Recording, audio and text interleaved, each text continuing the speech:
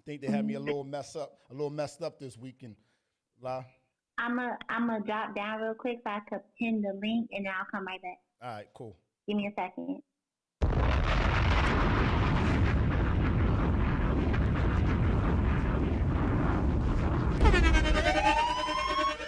I know y'all love Live on Broadway podcast.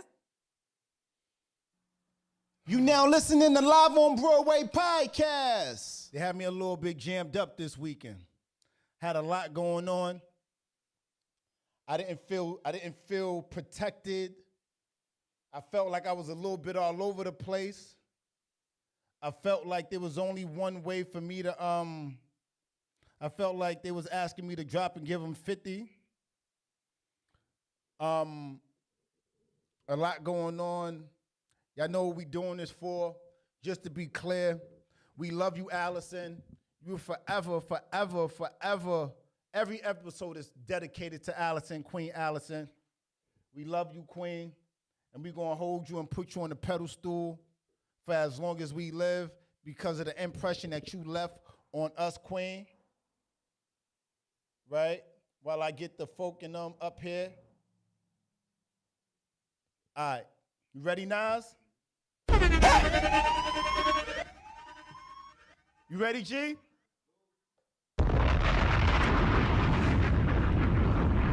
You now listening to Live on Broadway podcast.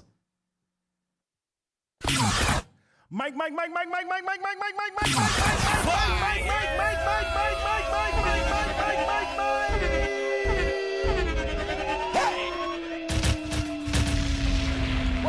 Welcome back to another episode of Live on Broadway podcast.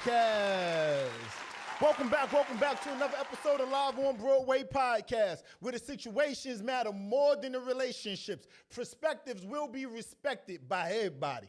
If this is your first time tapping in on Live on Broadway podcast, make sure you like, comment, and subscribe. Hit the link, hit the like button if you're on Clubhouse, if you're on YouTube. Shout out to my YouTube fare and viewership. Shout out to those that's listening after pod. Shout out to those that's listening Tuesday morning. We appreciate you guys. Live on Broadway podcast. I got the Giants in here with me one time for the one time. What up, though, Lala? Talk to me. Lala not by her mic. What up, though, Rubes? Hey, LOBP gang. Okay, that's more like it. What's happening with you, Queen? What's happening, Angel? One time. What up, Broadway? You know what it is. David, what's happening, man? I have switched to IG. So I'm going. Yeah. I love it. I'm gonna bring you up on IG. Live, go over there. We here to have a discussion. We're gonna talk about a few things. I'm gonna begin with my weekend. What up, collectors? Hit the button. I'm gonna bring you up. Live, hit the button. I'm gonna bring you up. I had a very festive weekend. Very, very festive weekend. Friday, I had the honor to be with a friend for the last time. We celebrated over the weekend Allison's homegoing, right? Beautiful soul. A lot of people came out. It was amazing to see, you know, the family, what New York sound like. Y'all know what it is. It was sad and disheartening, but it was also a privilege and joy to watch the love that this woman has and will continue to receive. So, Allison, we love you, Queen. We are here. We are doing this for you. And I set that off pod, and I'm going to say on pod through and through. And we're going to have some fun discourse today. Saturday was eventful. If you know, you know. We had an event. We had actually at Stan Geet, you know, at Vanilla Sky's event spaces, and that was beautiful because everybody came dressed in their garb. They was doing the thing. You know how the song go. Don't get me in my singing bag. You know, y'all heard Hov redo it. So my weekend was good. Sunday spent it with my lady. We was burning the town down, and I'm back here on Monday. Monday is a weekend for me, right? Because I get to sit in front of you guys and have tasteful conversations with the likes of Lala. Lala Queen, thank you so much for helping me out behind the scenes and easily rising to the occasion, right? I got my guy, Big Nas, in the room. Let's get it right and set the tone for the people that's in the room. I got my guy, Just One Glenn, in the room. Y'all know what it is. I got the family and whatnot. We gonna talk about the collectives. Y'all know what's up. Lala, hit the button on the gram so I can get you up here because we are going in. Y'all just seen me on my brother DWY platform. We was having a conversation earlier today. Make sure you check out the Matrix Studios, Matrix Network. Make sure you check them out. We was having a conversation as to what everyone's talking about. Drake. And part of that conversation, it got and became very hip-hoppy.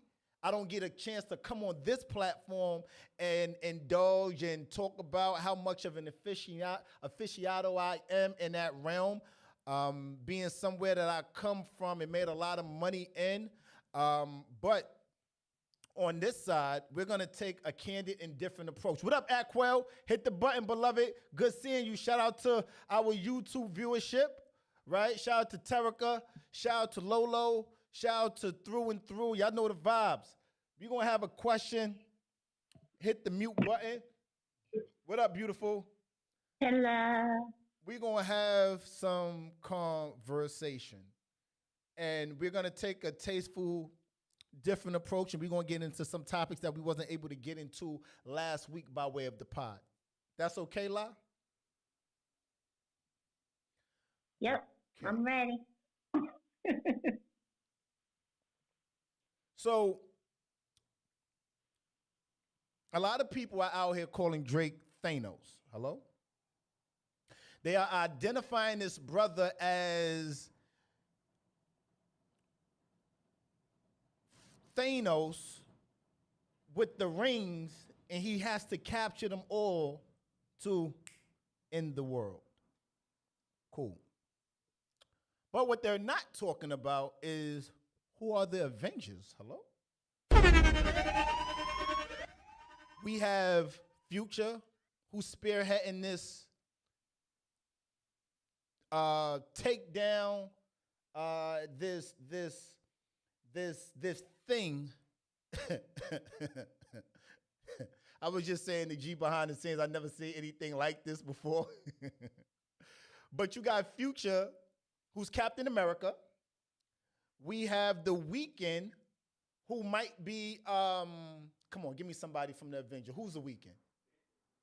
Who? He's a Canadian singer. He's Ant-Man. Nah, he's Ant-Man. You have the likes of Kendrick, who might be Magneto, right? We just gonna add people in there. If they're part of the Avengers or not, you get the simile. And then you have J. Cole. Who's J. Cole? Who Jay? What's happening? Captain America. No. That would be Future. J. Cole would be identified as J. Cole, Iron Man. Black Panther. I'm gonna roll with that. J. Cole might be Black Panther. He want peace in Wakanda forever, right? But if he's, then what's my man? What was Michael B. Jordan name? Oh, what was he? Killmonger. Killmonger. Then Kendrick got to be Killmonger. Kendrick got to be Killmonger because he's the boogeyman and nobody won't say their name. But interestingly enough, I want to take a different approach on this conversation because I honestly believe that just how people are sorting after Diddy, how people came for a lot of people, I don't respect the person that got shot. I respect the shooter.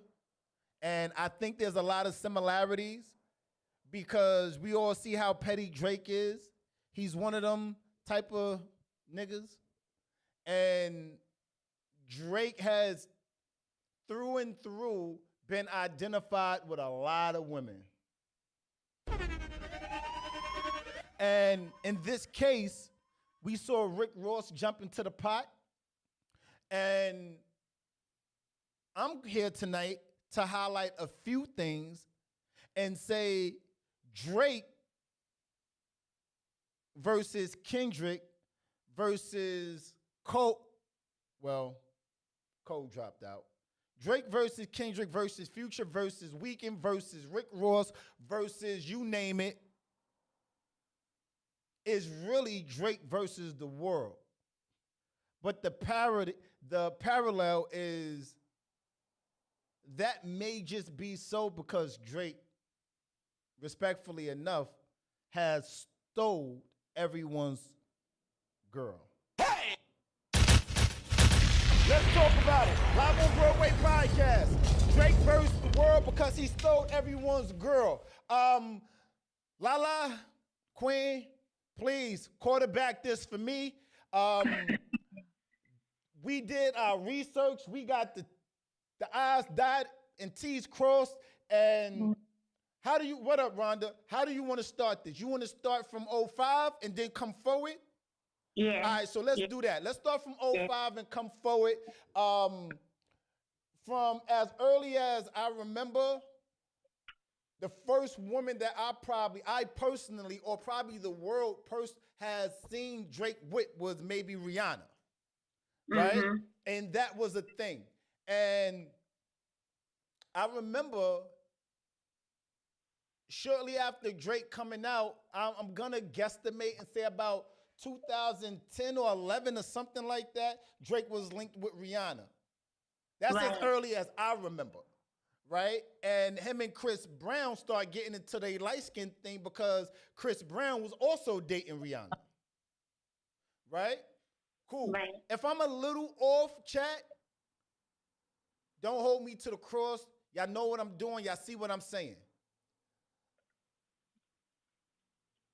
Chris Brown got into beef with Drake because of Rihanna.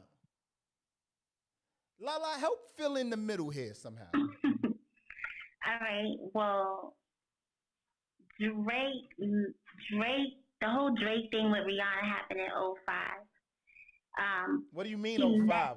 Drake didn't come out until 2009 or 10 or something like that. What are you talking about? Well, so Rihanna's first single, which was Ponder Replay, that was shot in Toronto, and he was on set of that video. So that's where they first met. What? Fuck is you talking about? Wait, what? Drake knew Rihanna. Hello? No, don't speed that. What do you mean? Drake met Rihanna in where? In Toronto, 2005, on Ponder Replay. You didn't tell me that, T. Hello? Yes, I did. So he met her. 2005, he was on set. And he said that that's where it was like love at first sight for him when he met Rihanna on Ponder Replay. He said that in the 2016 VMAs when he professed his love to her on stage awkwardly. So Drake's been tied to Rihanna since 05. Mm-hmm. So he met her before Chris Brown? Yes. Okay, tell me more. All right. But then Rihanna did an interview and she said that they're not friends anymore. Then that was 2018. And then that's when she started with A$AP Rocky. No, she was a billionaire first. That's right.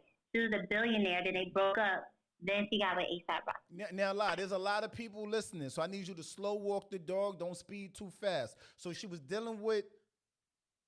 she met Drake in 05. Right. Somehow, somewhere after that, she started dealing with Chris Brown.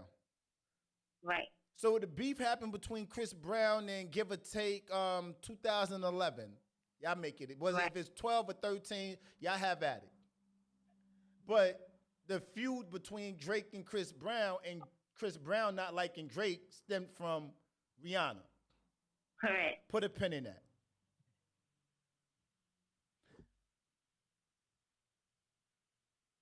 Drake and J-Lo? Yeah. Because So there's something there. That's one of the last people I remember Drake actually dealing with. hmm Drake started messing with J Lo in 2016, but they was only dating for like 2 months.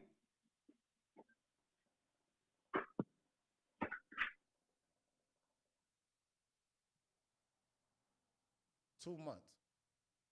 All right, that ain't about nothing because she wasn't with nobody. There was no ramifications of Drake dealing with J Lo, right? hmm Give me something. Give me something. I want to know something. What's up? What happened? 8 years, Sharon. Who's who? What's what? Talk to us. So he started messing with Naomi Sharon, and she was a singer who was supposed to be on his one of his albums. She was like doing a feature on one of his albums, and So basically, wait. Naomi Sharon hmm was doing music with Drake. correct. What album? Who is this person? I don't know who The she is. I never heard of her. Yeah, so she was on his sixth studio album, Certified Lover Boy. Okay. So they did a song I on know that that album like the back of my hand. I don't see no credits. I don't know nothing about Naomi, Sharon, whatever you want her name to be. I don't know nothing about. I never heard of this person. Was she on the album? They didn't release the song because apparently there was a home record scandal that he broke up their engagement with her fiance, Jamie's son, and she was with him for 8 years. Oh no! Oh no! Oh no! No, your wholeness can get deleted. Your wholeness can get deleted. Delete all that shit! Drake was slain. Delete all that shit! So they was engaged. Mm-hmm. All right, I'm just trying to get some backstory because it's seemingly so. Drake is at the epic because you got to understand this, viewers, right? Giants, the chat, y'all got to understand something.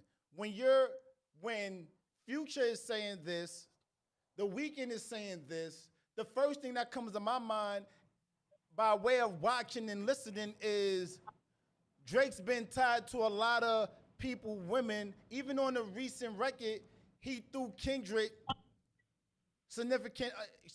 wife into the play by saying Whitney. Right? So he's talking about Kendrick's wife when he say bodyguard, whatever, Whitney. I forget the line. But my point is, when I did the show earlier with D, I said, well, there's a few parallels between Drake and a lot of these women. So Drake starts dealing with Naomi Sharon, as I understand, and then he's scheduled to put her on a song. Mm-hmm. But her and the person she was with for about 8 years, Jamie's son? Yes. Jamie's son, the relationship doesn't work out because He broke up their home, allegedly.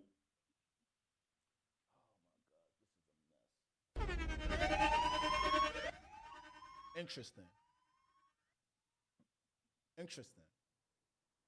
I remember a while back, I forget the song, chat, y'all tell me, jump in the comment section, hit the like button. Make sure you guys hit the like button, Live on Broadway podcast. Y'all know what it is and what we do around these parts. Please hit the like button. I remember a few years ago, Drake had issues with drama, DJ drama, gangster grills. And as a ramification of that, Drake came out with the record. What he said? He said, last year had drama girl, not right now. A lot of people, when that line came out, they thought he had beef. But I always heard that as last year had drama girl, but not right now. You get what I'm saying? He threw it out there and made it into a thing, but that's why drama and Drake You get what I'm saying? They have their issues. And I'm speaking on matters of facts largely, and we're trying to debunk and figure out what's the vibe. Let me tap in with Angel, David, DWI, tap in with us. How you guys feel? Is there anybody? I mean, I personally believe that there is a woman at the cornerstone of all this, with Drake and everybody coming out in this strategic plot to take out the person at the top. Clubhouse, tap in with us. Yeah, mob me up so I can bring everybody up. Yo, Dave, what up? Yo, that line, when you said that line earlier, I was just like, yo, that makes kind of sense. I never heard it that way, but I guess because you know more than I know, you privy to more of Drake's information and who he's sleeping with, I guess so. Hey, not too much on me knowing who Drake's sleeping with. I got my lady, she listening, hello? I know, but how would you know? You made that very confident. You said that very confidently, like you know that that's what that meant. So if your head heard it like that, if your ears heard it like that, that means you know something.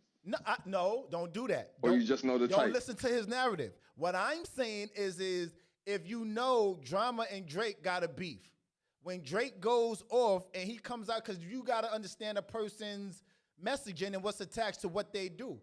So I see what you're doing, and you're trying to make it real rough in my home, and I'm not going to let you, D. You see, I've been around this. No.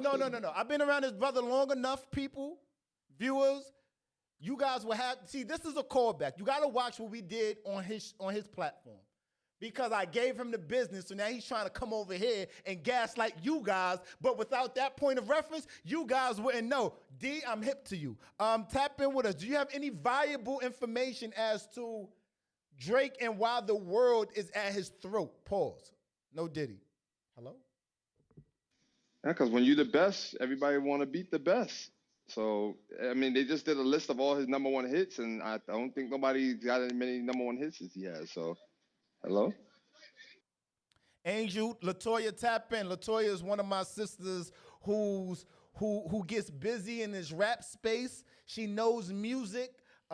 She's someone I do enjoy having these conversations with and just simply listening to sometimes. So I'm very interested to hear your point of reference and why is the world at Drake's throat? Toya, not too much on the sometimes.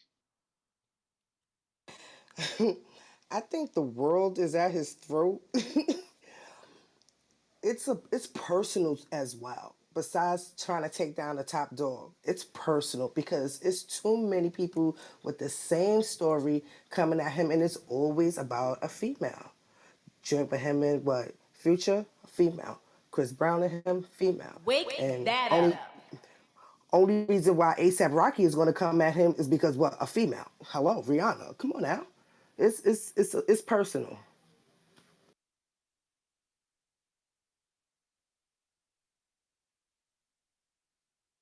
No, your wholeness can get deleted. Your wholeness can get deleted. Delete all that shit. Can Drake's wholeness be Delete deleted? all that shit. C, can Drake's wholeness be deleted? C, peace to C. Hey, what's up? What's up? What's happening with you, man? It was good seeing you this weekend. Yeah, likewise. It can never be deleted. These are celebrities, but they get the pass. So Drake took the pass and he ran with it, and he's knocking down everybody's girl. That's the problem.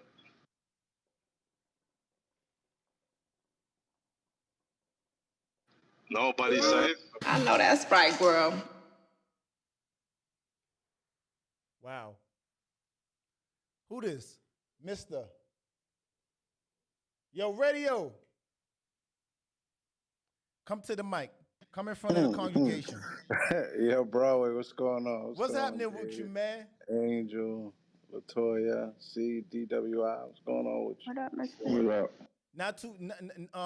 Not too much on Angel. Hello. Why is the world at Drake's throat? Why they on his body? I respectfully think that there is a woman, or there are several women at the epic center of all this. What up, Luna? So for me, I don't think it has anything to do with women. I think Drake and J. Cole did something great. They made a dope record, and they said big three. And you know, Kendrick felt some type of way through a jab. You know what I mean? J. Cole, you know, shot at him. He missed. Well, he shot at him, but he apologized. So that kind of takes that out. And people were just waiting for Drake to respond, and he respond in the format that he knows. We see what he did to Meek. We see that Drake's very engaged with the battle community. So it's not like he was gonna duck it. He been ducking Pusha T, but I think he was waiting for this one. I think he was really waiting for this one. No, that's cool to choose your battles. I mean, if you want to lose, you want to lose at the top, not not midway up. I guess that's how Yeah, he and thought of Pusha. But Pusha, I don't think it's midway. But I'm just saying, I think that's how he thought.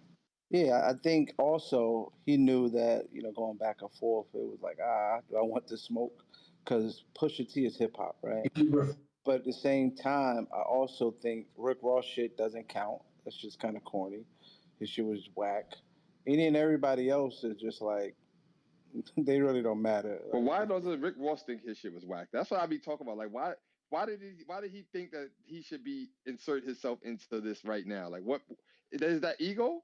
Like, I because think at some it. point, Yo, I, he's just delusional. I feel like he's just straight delusional. I feel like people have hyped him up and he just he's so out of touch. He don't realize he's out of touch, if that makes sense.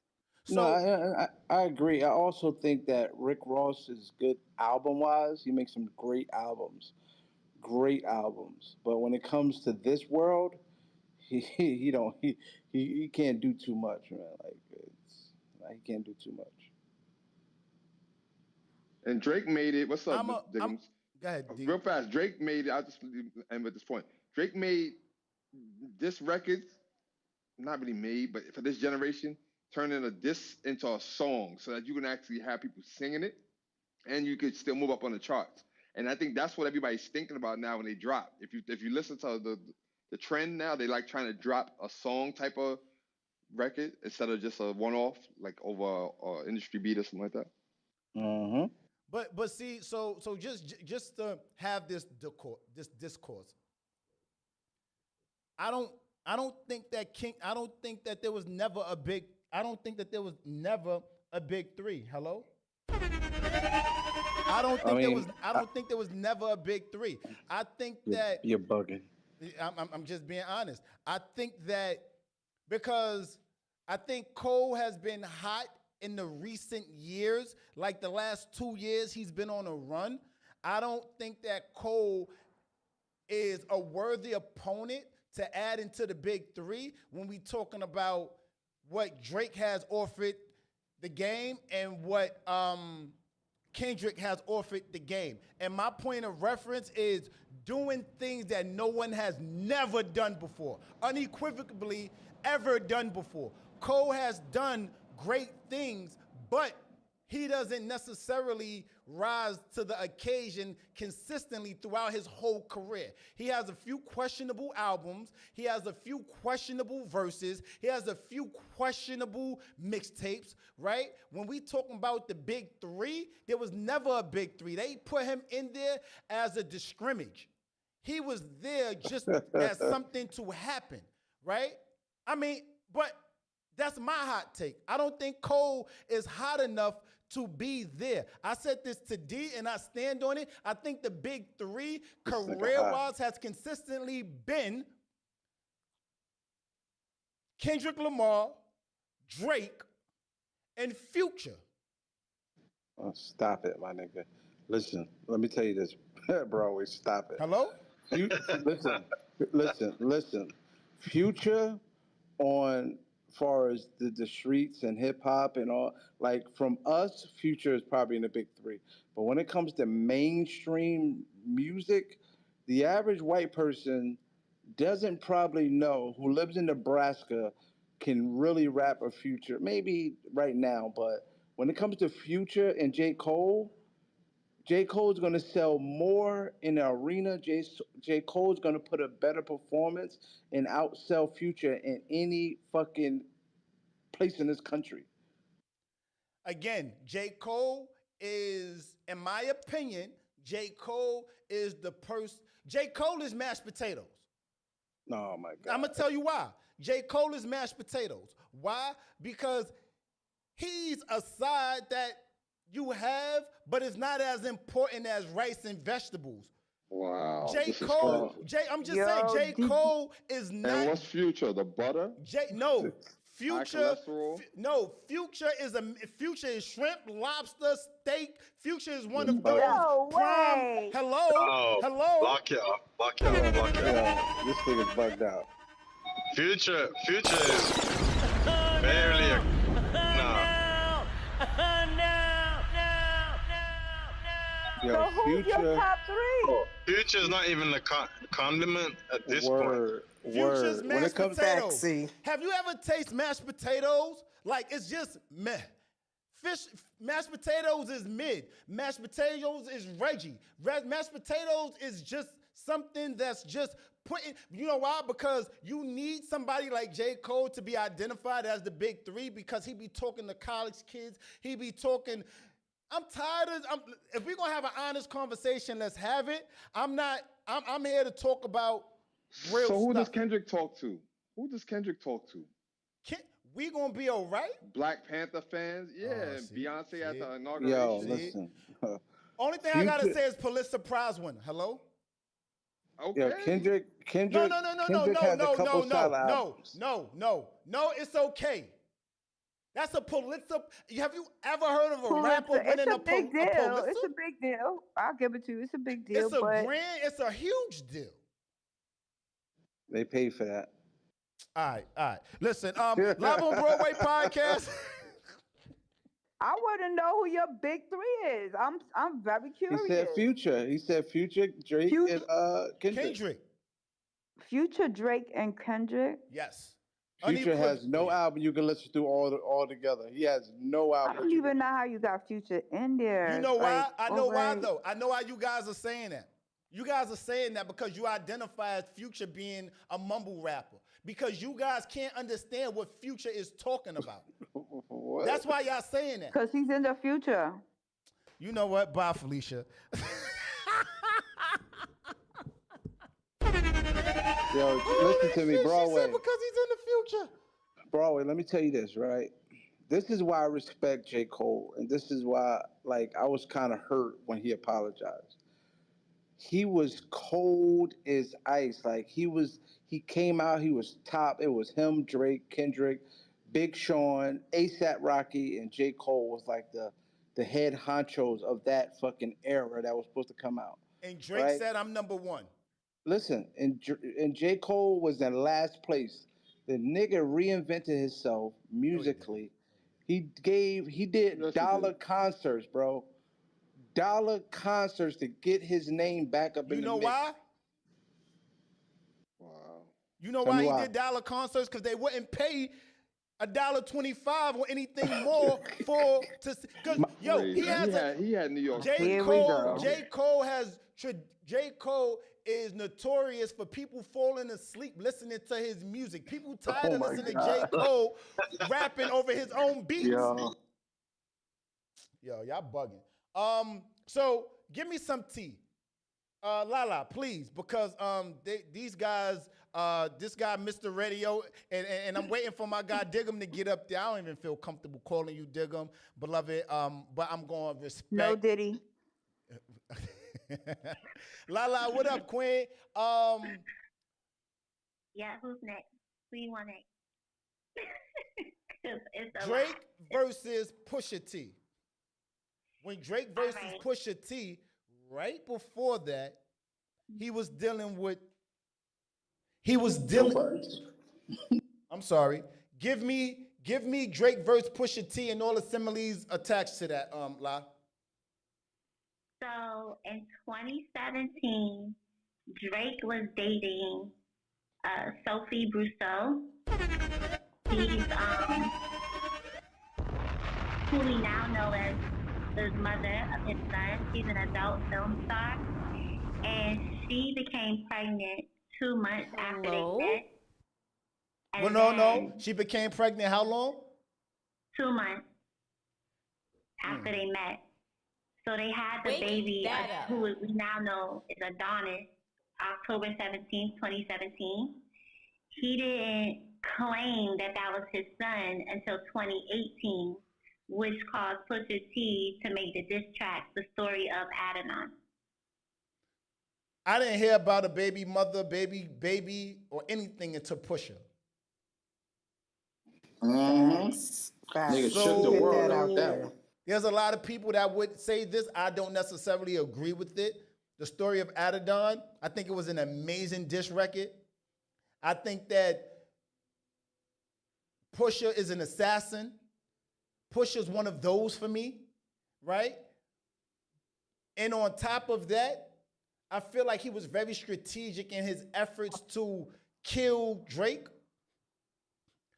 I don't think it worked as well. It was a moment, but many people will say it was like Ether. It wasn't that good of a record, but it was the T that was attached to it. And if it wasn't for the T, then it wouldn't have been that good of a record. So I mean, that's the goal. That's the goal. Yeah. Like Yeah. when Jay said, you know what, you know who, what the fuck Jay said, you know who did He what? said, Well, you he know said, he said, you know who did you know what, but you know who. Let's keep it between me and you. And that was the fucking spice that had niggas like, oh, that was the cliffhanger. Have I had anybody on the end of their seat? Okay, so Broadway, right? I heard you. My name's not Broadway, Mr. Diggum. I don't like the way you said that. You sound like you about to come for me. My name is not Broadway. Can we move the goalpost and go up to see or somebody else? I don't want to talk to Mr. No, go ahead, beloved. What up, beloved? Talk to him. What's going on, bro? You know I miss you, man. I miss you. I miss you, man. I miss you guys too, man. Drake don't got nothing for Pusha T. That's why he moved out the way real fast. Because he's an assassin. So stop. So is that to say that Cole don't have nothing for Kendrick? That's why he apologized? I don't think Cole. I think Cole realized that the shots was really for Drake. It wasn't really meant for him. I think he realized that he jumped out the window too fast. He was doing it in the spirit of the culture of hip hop, but I guess he realized like it ain't gonna go well. His friendship with Kendrick, it was more important to him than a rap battle. So I think that's why he backed down. As for Drake, on the other hand, I think Drake right now Drake is going through something that a lot of artists go like. I think Drake is going through what 50 went through at one point, where everybody was against 50, and he had to stand there and hold his own. Would Drake come out on top like 50 did? Who knows, right? But I mean, right now, I don't know, man. I think that song that he dropped against Kendrick, I think there was some good mid, right? There was some good mids, but I think Kendrick is gonna finish him. I think Kendrick is patiently waiting to drop a bomb on Drake to the point where Drake will have to tuck his tail and run away for a little bit. That's my take. So there's a lot of conversation I've been reading in a lot of different places, Reddit, the comments on YouTube, even certain conversations on Clubhouse, where people are feeling as though Kendrick takes longer to write. So that might be his disadvantage.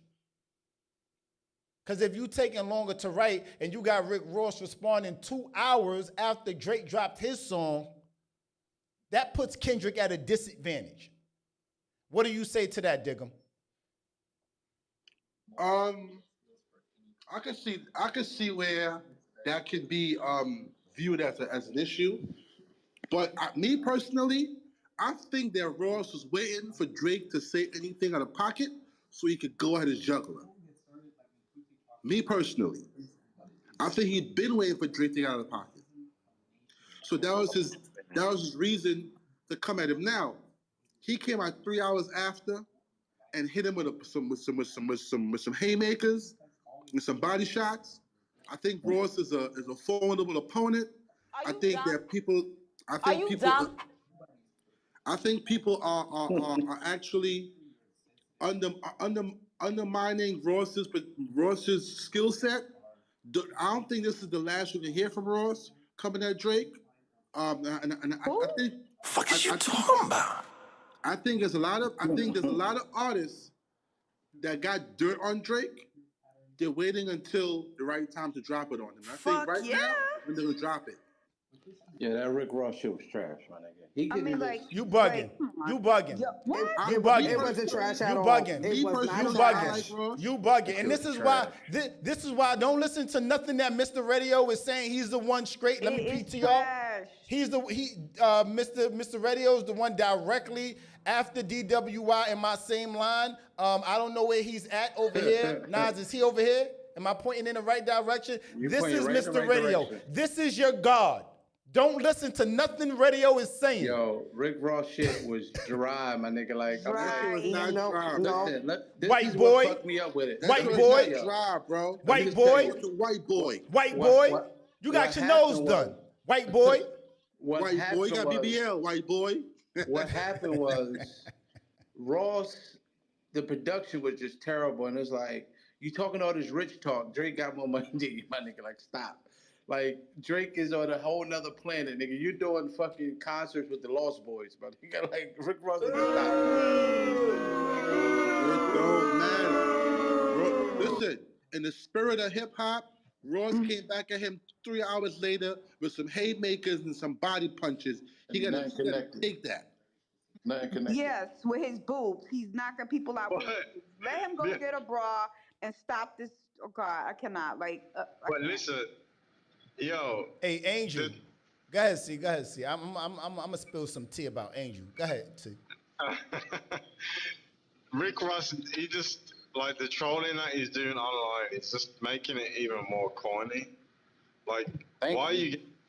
are you getting involved? Like, I used to be I still am a Rick Ross fan, but I mean, he's just too corny, man. He's being very corny with it. Thank you, C. I agree. He's being corny with it, but in the same breath, I have to say that his track was not whack due to the fact how he even played a verse. I mean, when Drake was on stage or something like that at a concert, like, and he told why he was coming at him. He let it be known, like it ain't no subbing. He let it be known. It's me and you. It's up. But I agree. The stuff that he's pulling online, wearing his face on his hoodie at the concert, I mean, at a bar, club, whatever he was at, it was garbage. That was trash. Like, it's petty. Like, calling him BBL Drizzy, that's corny. Like, get up out of here. That was funny. Well, why is he driving by people's houses? Latoya, that was funny, Latoya. Latoya, that was funny. BBL Drizzy was funny. That's hilarious. So, Monjaro titty having is even funnier. Listen, first of all, we all know Rick Ross is fat. That's not something that we don't know. We know he's I'm fat. not saying he's fat because I can't talk about. We weight. all know he got I'm titties. saying We all he know has he's fat. breasts and it's annoying. We all know he's fat, and we all know he got titties and all that shit. The fact that he pointed out that Drake had a BBL is hilarious. No, the jokes are funny. We can't avoid or ignore the jokes being funny. But I must highlight something at the evolution of Francescine, I don't know how to say her name, excuse me, on Instagram. She said, or they said, after Rick Ross used... Layla. Huh? That's Layla? Her name is Layla. What up, Layla?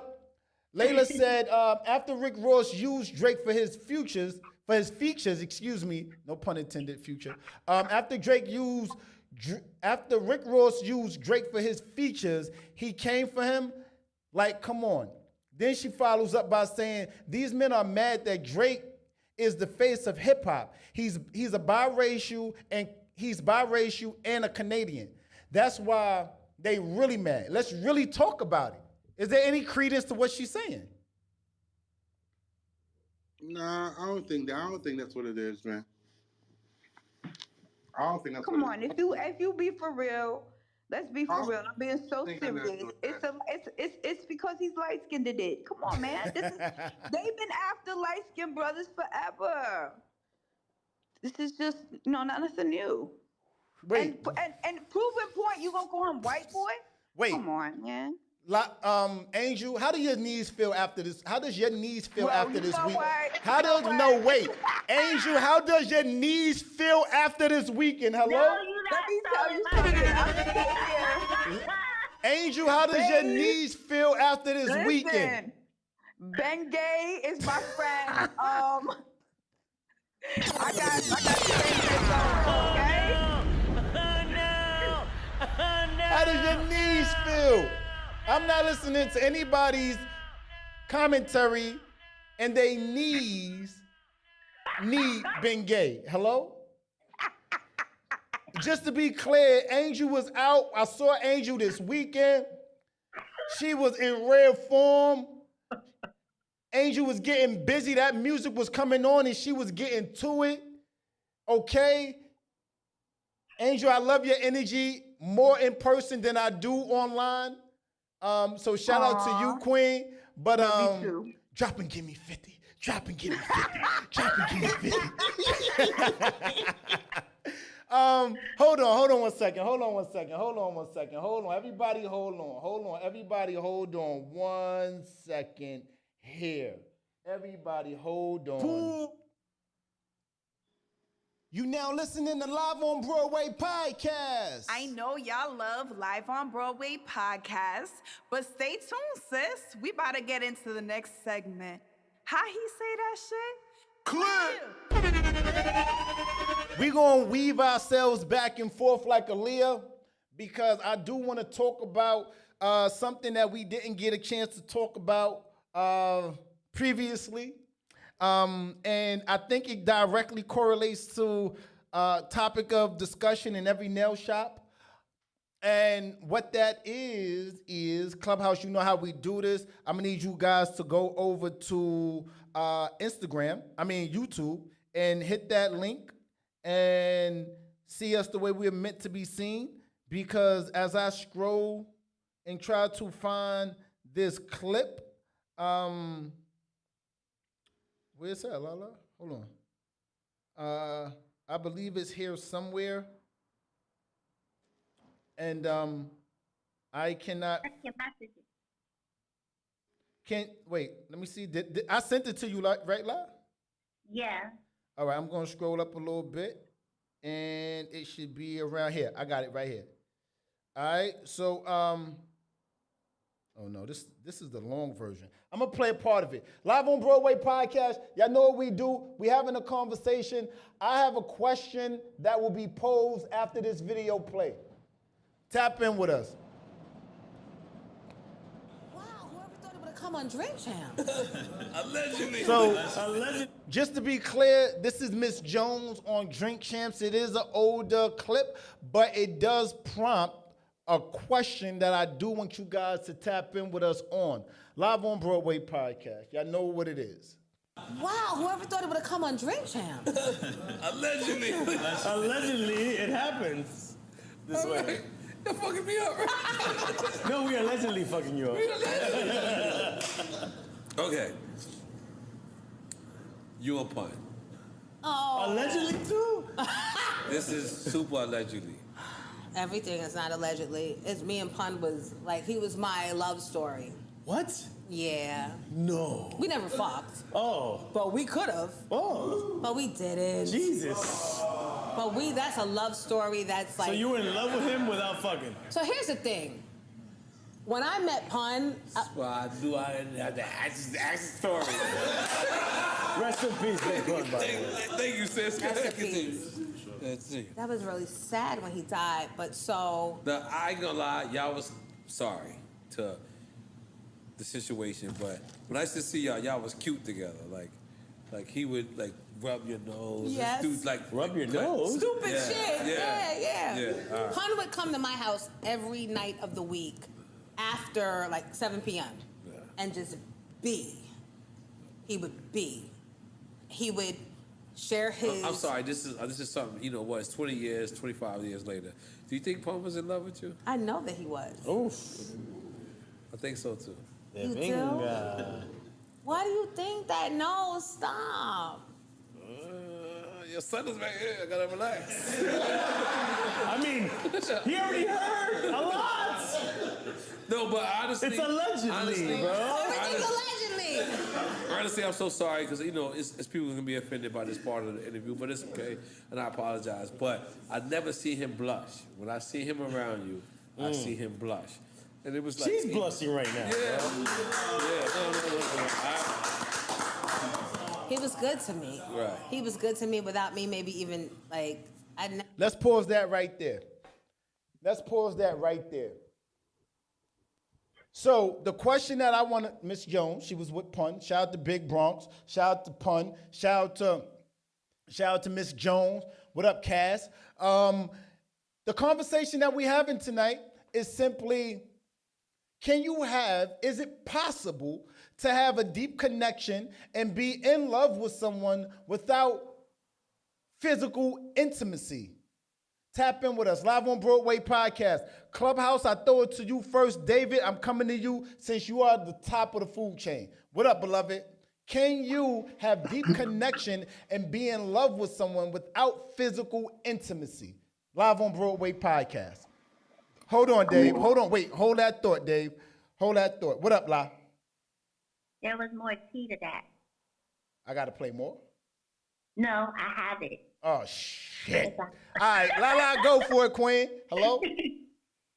So basically, she said that Pun put down the security deposit for her apartment that he would come to every night at 7 p.m.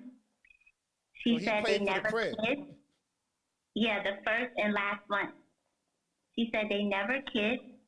They never had any physical intimacy, but they had a high level of intimacy. And he put her down in his will to receive her publishing. So to this day, she gets all of his residuals.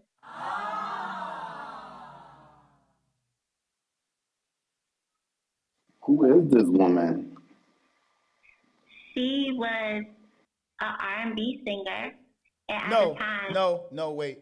Who said that? David. Dave, you don't remember Big Miss Jones? Yeah, I know Miss Jones. She was on some songs with him though. She collaborated with him. Yeah, Miss Jones was she did what's the AZ record? Sugar Hill. She did the record Sugar Hill. Miss Jones was infamously linked with Motown Records, and also she was and did on the 103.9. She did and was a part of Ed Lover and Mrs. Jones, right? And I think she's on the Capital Punishment album. So can you have deep connection and be in love without physical intimacy? Dave, tap in with us. I mean, I think you can. You know, in our community, we use that word sister, like a person that you have endearment for. But you also got to be smart business wise. Like, if he gave her, I don't know what bigger percentage of the publishing, that could have been because of her talent, right? Because she did collaborate with him. They probably had a special friendship. I want to say it's from a pure space. A lot of times as men, we won't do that from a pure space. We do that because we have intentions to set it up. So even if we don't do it at the time, to get in the bedroom later. But to answer your question and be concise, you can be, but we're human and we usually have our own motives, you know, and that's all, and I'll land there. Angel, don't run silent on me now. Oh, take the Bengay and the heat pad off them knees. Hello? Yeah, it's crazy because I've experienced that. I feel like you definitely can. We know that there's different type of love. There's eros, you break, not to get too deep, but you can have that connection with somebody without, and it's probably the most beautiful connection without being intimate because you're meeting on a different frequency.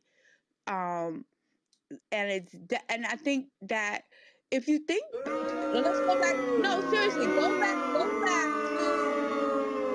All right, Broadway. Go back to when you first met your lady. Go back to that period of time, that blissful time, and just imagine that lasting a lot longer because you never got intimate. Not too much on Broadway.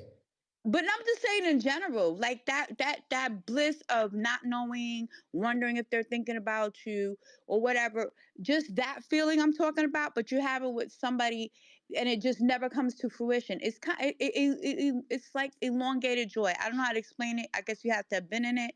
But my definitive, concise answer is absolutely yes. You can be in love with someone without being intimate with them. Okay, so stand in front of what does his wife and kid receive out of that with the chick that was on the side? Because if she's receiving these things and the untimely demise of Pun, I've also heard and watched his family croon and say things like, what did they leave him? What did they leave them? Excuse me. What did he leave them? Right? So when we talking about intimacy, now I must agree. I do think that you can have intimacy without physical attachments, right? And in most cases, I do believe. What up, Ash? Hey, Ash. Ash just joined us in the background.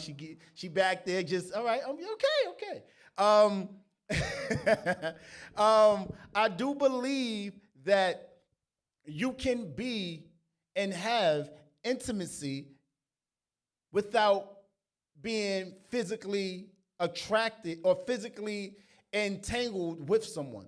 The issue becomes, and to lend credence to my bottom line, this is why there's a such thing as intimate, what you call that?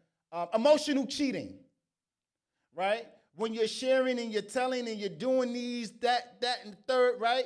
I do believe that there are those things attached to it, but now, and you guys can feel free to answer that question, but I also task the room with understanding or asking,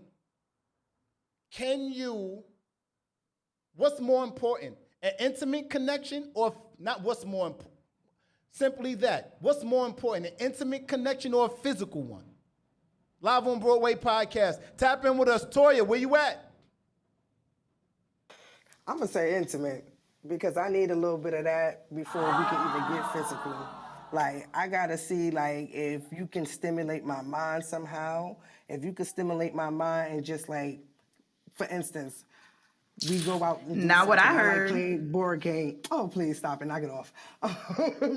Like I like to play board games. Say if you, for instance, you find that out and you say, okay, let's go on a date, and you take me to like an adult game night or something like that. Okay, you pique my interest. I find that attractive because you actually listened to something I said. You know what I'm saying? So we didn't actually have to physically touch. You know what I'm saying? So yeah, intimacy is more important to me than the physical. The physical just got to be just as good as the intimacy. So yeah. So I want to go back to what you said, if we can, Broadway, about his wife and so just to be clear, I would, in my opinion on that would be, it was definitely an emotional cheating type of thing. I feel like his wife was his first love, his immature love. You know, he got caught up. You know, they have kids, whatever, and then he meets her on a creative end.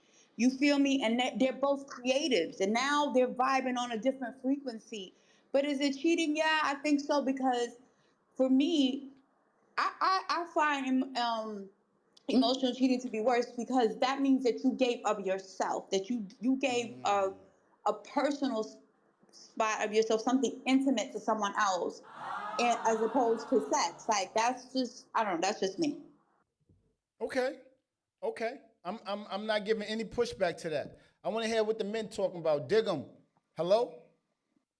This thing working? Hello? Dig 'em? I got something. What up? Talk to me, Dave. Yo, I just looked. So the name of the song, that's one of my favorite albums. It's called "Punish Me," and that's on the Capital's Punishment featuring Miss Jones. So the fact that I just read a little something that they didn't have sex, but they were intimate. I mean, because of their friendship and like Angel said, their creative space. Um, It's just spicy, bro. I want to know the details. I want to know how much of the publishing she's getting because she was on the album, so she could get royalties. But how much? How big of an impact did she have on his life? He was married with 3 children. I guess I want to know more, but you could, and like Angel said, I kind of agree. That's one of the highest levels. Like you watch a movie like Notebook, any of those romantic things. When you get older and like you're probably not having intimacy, not having sex, but you have that connection. Like they make coffee for you. They do the little. You guys do the little things to help you get through the days, your golden years. So I think that lasts longer. Wow. But this is a brain thing because I didn't even know Miss Jones and Big Pun had that kind of connection. So stay right there. And La, I'm coming to you. Prepare for this. My thing to you is if we all agree that intimacy, and I need it from a woman's perspective, La. Speak for all of the women. Hello? All of them. Every last one of you guys. My thing is, if intimacy is indeed so more important than a physical trust, then why do most women that would agree to that rush towards the physical entanglement? Everybody mute up. Lala, mic's on you. Speak for all of the women of the world. That's a really good question because I would think that in a situation like that, if a woman is rushing into a physical relationship with a man, there's many levels and many layers to that. It could be, that's just what she wants at the time. It could be because, she may feel like in order to maintain the relationship that they're building, that's what needs to happen next. It could be a plethora of reasons. I don't really think that it's just a blanketed reason. It's really subjective on the woman and like where she is mentally when it comes to the man.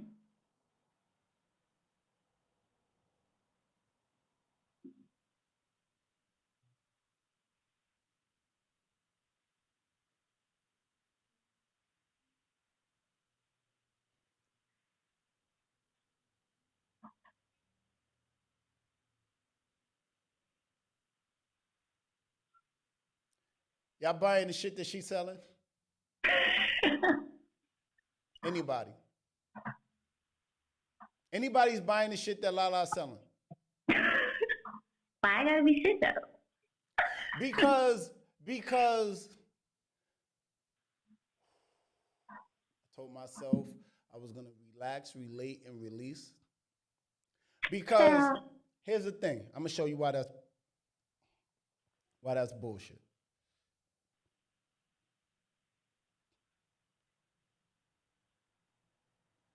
Drake did an interview with Bobby Athoff, however you say her name. Sophie. No, Bobby. Oh, the Bobby girl. Yeah. Althoff. Bobby Althoff. What she said. And Bobby was married. How long was Bobby married for? Mm-hmm. Like, what, a few years, right? She was married for 4 years. For 4 years.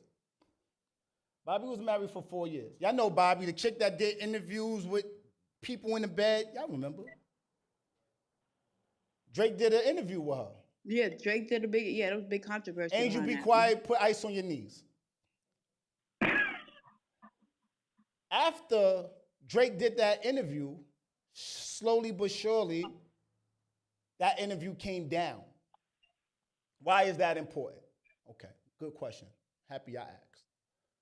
The reason why that's important and how that ties to the intimacy portion of the pod in Big Pun and Jones is you're married and you decided, allegedly, to risk it all in having entanglement with Drake. Allegedly. And shortly thereafter, you filed for divorce. Mm-hmm.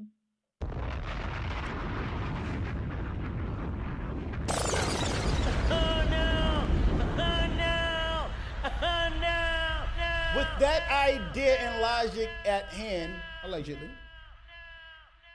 if intimacy is indeed so a thing, and most women would probably agree, then why would you risk? Because as I understand, allegedly, that divorce came as a byproduct of Drake's entanglement with Bobby Angel. How you say her name? Hello? Bobby Altoff. Bobby.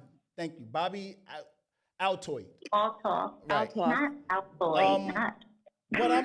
What I'm saying is if that is indeed so, then why risk it all? And we all know relationships go through their things. Highs, lows, peaks, valleys, right? But if we identifying intimacy as being the pinnacle of any relationship, then why risk it and put yourself in a situation where you would do such thing after being married, so forth and so on?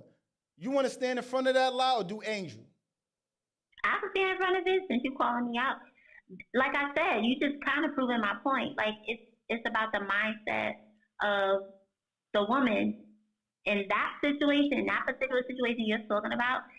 That seems more like an opportunistic move to me. Tell me more. Because she's married, she was building herself as a, what do they call her? A momfluencer. So she was trying to build her brand. She was already did interviews with Lil Yachty, Armani, Rick Glassman, and a couple other people, and Future at that point. Future. So the next move to make would, like, if you want to be an opportunist, would be what? And we've seen it in the industry time and time again. It's about a mindset. And the reason why I distinctly remember when I was listening to Miss Jones, she said she didn't mind not being intimate with Punch because he didn't want anything from her, and she didn't want anything from him. That's the difference. So there's leverage. There's a leverage there with this whole body. Let's talk about it. Wake it up. Y'all gonna stop believing what this bullshit narrative that they selling and what they doing. Stop it. Stop it. You gonna tell me that Bobby decided to do what she did allegedly is based off of not having an ulterior motive? We know that when Drake, huh? I was saying that. That was her motive. I'm saying that when is it worth is the risk versus the reward? So if you going to go out and have an interview with a dude, let Drake knock your hoe loose, is that worth it if intimacy is more important? Or are you thinking with your lower half? I think and say that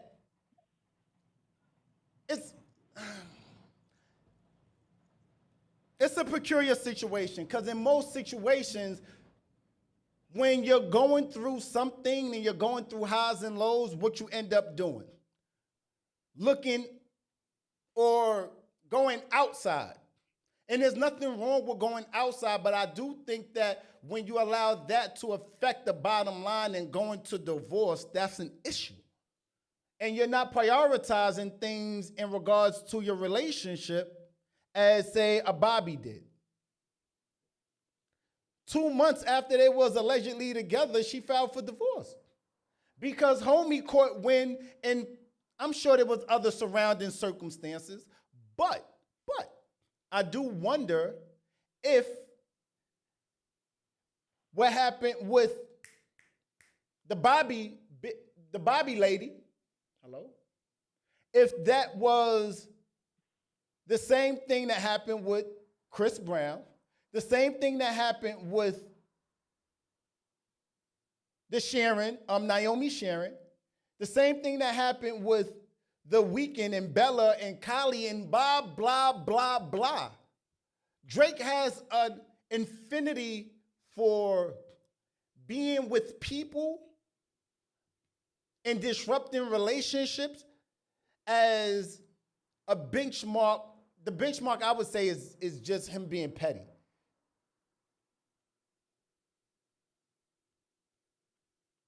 C, you buy your mic. Diggum, you buy your mic. D, you buy your mic. Dave, you buy your mic. Lala. What up? Yep. Are you guys offering any pushback or critique to what I'm saying? I think with the Bobby situation, the only thing I'm going to say about that is, you know, they always say that women leave a relationship mentally before they do it physically. Lala, I don't care about what they say. What you say? You think that's true? I She think was that she gone was before already it checked out happened. of her marriage. Exactly, I agree. Okay. Okay. I'll save my thoughts for final thoughts. Cool, y'all know the vibe. Live on Broadway podcast. Make sure y'all get in tune and follow us on Spotify, Apple Podcasts, and SoundCloud. And make sure y'all like, comment, and subscribe on YouTube. And also get into my gram while you there. I am _Broadway and Live on Broadway podcast. I know y'all love Live on Broadway podcast, but stay tuned, sis. We about to get into the next segment. How he say that shit? Clear.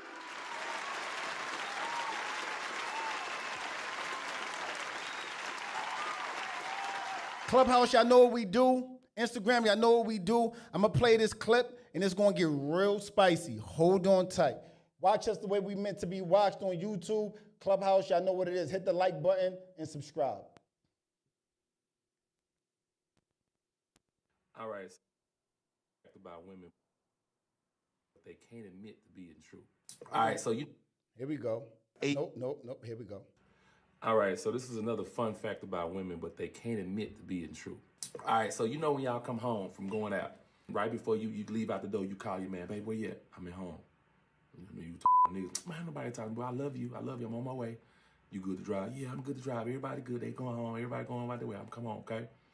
Don't fall asleep. So when she come home, she gonna your brains in. And it's not because of the alcohol. We think, oh, baby. I'm going to pause that right there. A, relax. Relax. Hey, what are you doing? Stop talking. Lala, you ever gone out with your girls?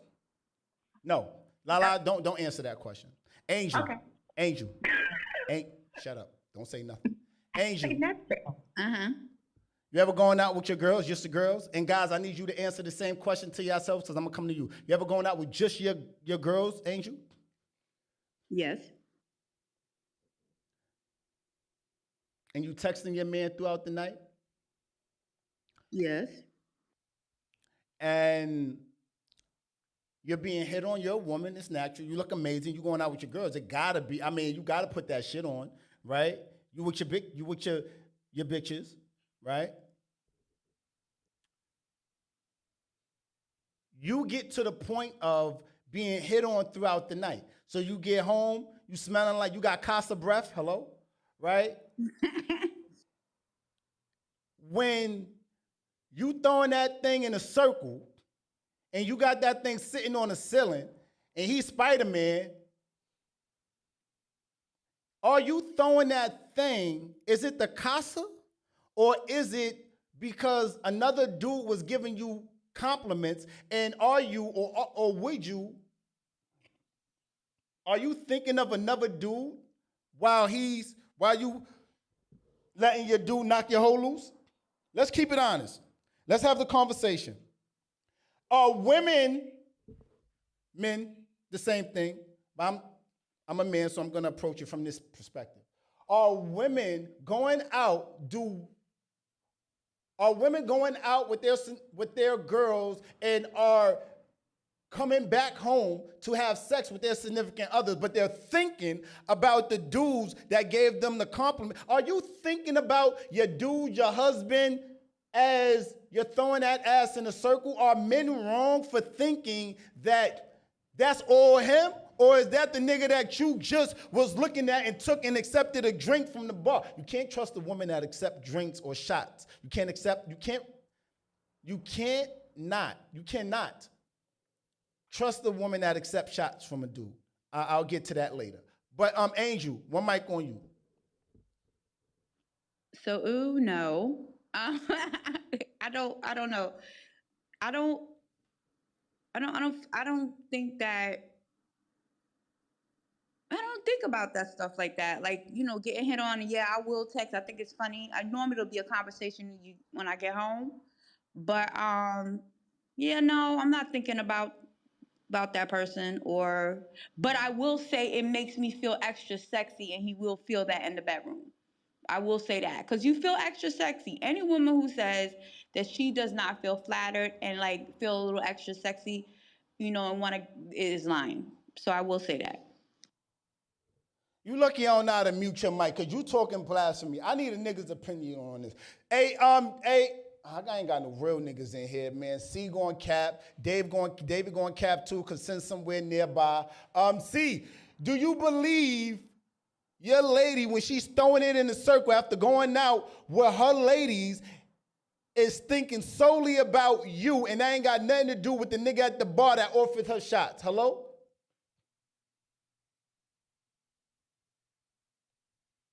Church mouse? Hello? David, stand in front of it. All right, everybody went quiet. See, I'm talking to you. Okay, you're still there though. Okay. Okay, I thought it was my headphone. See, I'm like, do you what think it's happened about just now? you when she's But I giving do you agree that? with you. It do make you feel extra sexy. So yeah. So 'Cause you don't go home you would thinking agree about with the dude you Broadway? just met though. Like, who does that? Like, you don't know, homeboy. He just made That you don't feel mean you good don't want to about jump his yourself. wires. That don't mean you Yeah, don't. and that's yeah. See, I can't have this conversation. I need a real bitch up here. But answer the question. Do you think of the dude? Do No, you that's think your icky. That's significant really other? icky. That's some weird shit. No, stop. Like Stop. that's next level weird shit. For me, Toya said no too. So I guess it's not just me. Oh God. I think that's more of a dude thing. Not to really like So put it stand in there, front of but I this think it's question more and of a watch dude this. thing. Watch how it gets real nervous. Whoops. Angel, since you mouth almighty, tongue everlasting, do you think homie is coming home after being out with the dudes and he's thinking about you and not the chick with the fat ass and the titties that's on and the stomach that's on flat?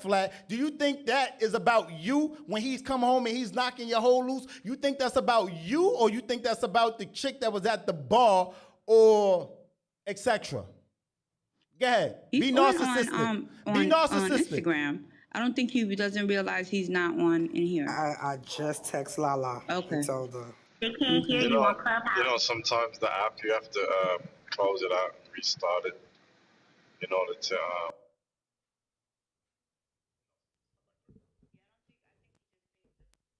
Doesn't realize his mic is not on. Can you hear me? They can't hear me. Lala, fill in for me while I troubleshoot this. Lala, talk to me. Do you think that's so tired? Can I'm you like, hear me, Lala? I don't think I'm gonna make it Yeah, for I final can hear you. remarks. How are you feeling, C? Answer that question and stand in front of that. I think a lot of women do that. Like, you are a meat stick at that point. You meet somebody at the club, you think that they're cute, you've been talking to them like most of the night. So in your mind, you're like, "Oh, he's cute, he's cute, he's cute." That's just human nature. Like, there's some women that be like, "Oh, you cool, I still love you, but you was checking for me like all night long." That makes you feel sexy, and some people think about it. It's natural. But you're a meat stick.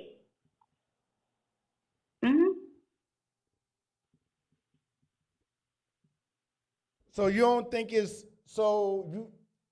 I'm sorry, you agree with me or you disagree with me as I get them back up? I'm agreeing with you. I think many people Can do you hear us, that. C? They're just afraid to say the truth. I'm asking. Hold on. Can y'all hear me on Clubhouse? Now we can. All right, cool. All right, stay right there. Lala, repoint your point of view.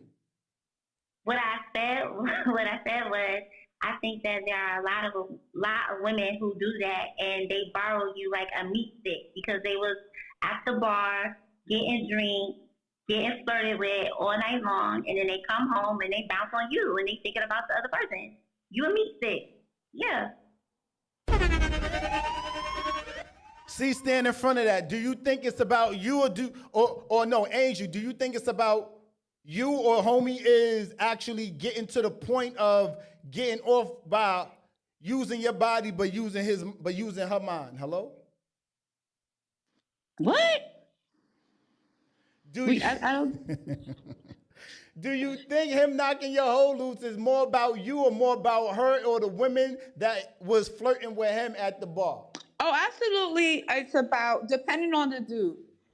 I was just saying that I feel like it's more of a dude thing. So you know your man, and so I would feel depending on the dude, but definitely they coming home thinking about old girl at the bar. Like, yeah, they're doing it. It's there's not even a lie about that. That's factual. So it's good for the goose, but it's not good for the gander. So that's something niggas doing, but not what women do. Okay, I understand. I understand. I understand. I disagree. I think it goes. I think it can easily go both ways. I mean, because it can't be one sided where it's like only men do it. Like I think women, there are some women, not all, that do it too. That they in their minds are thinking about the person that they was at the bar with all night while they bouncing that ass on you. You go, girl. It's about accountability. Say that again, Moti. I say you go, girl. It's about accountability. Something that a lot of females do not have. Wow. Wow. All right, I know what to do here.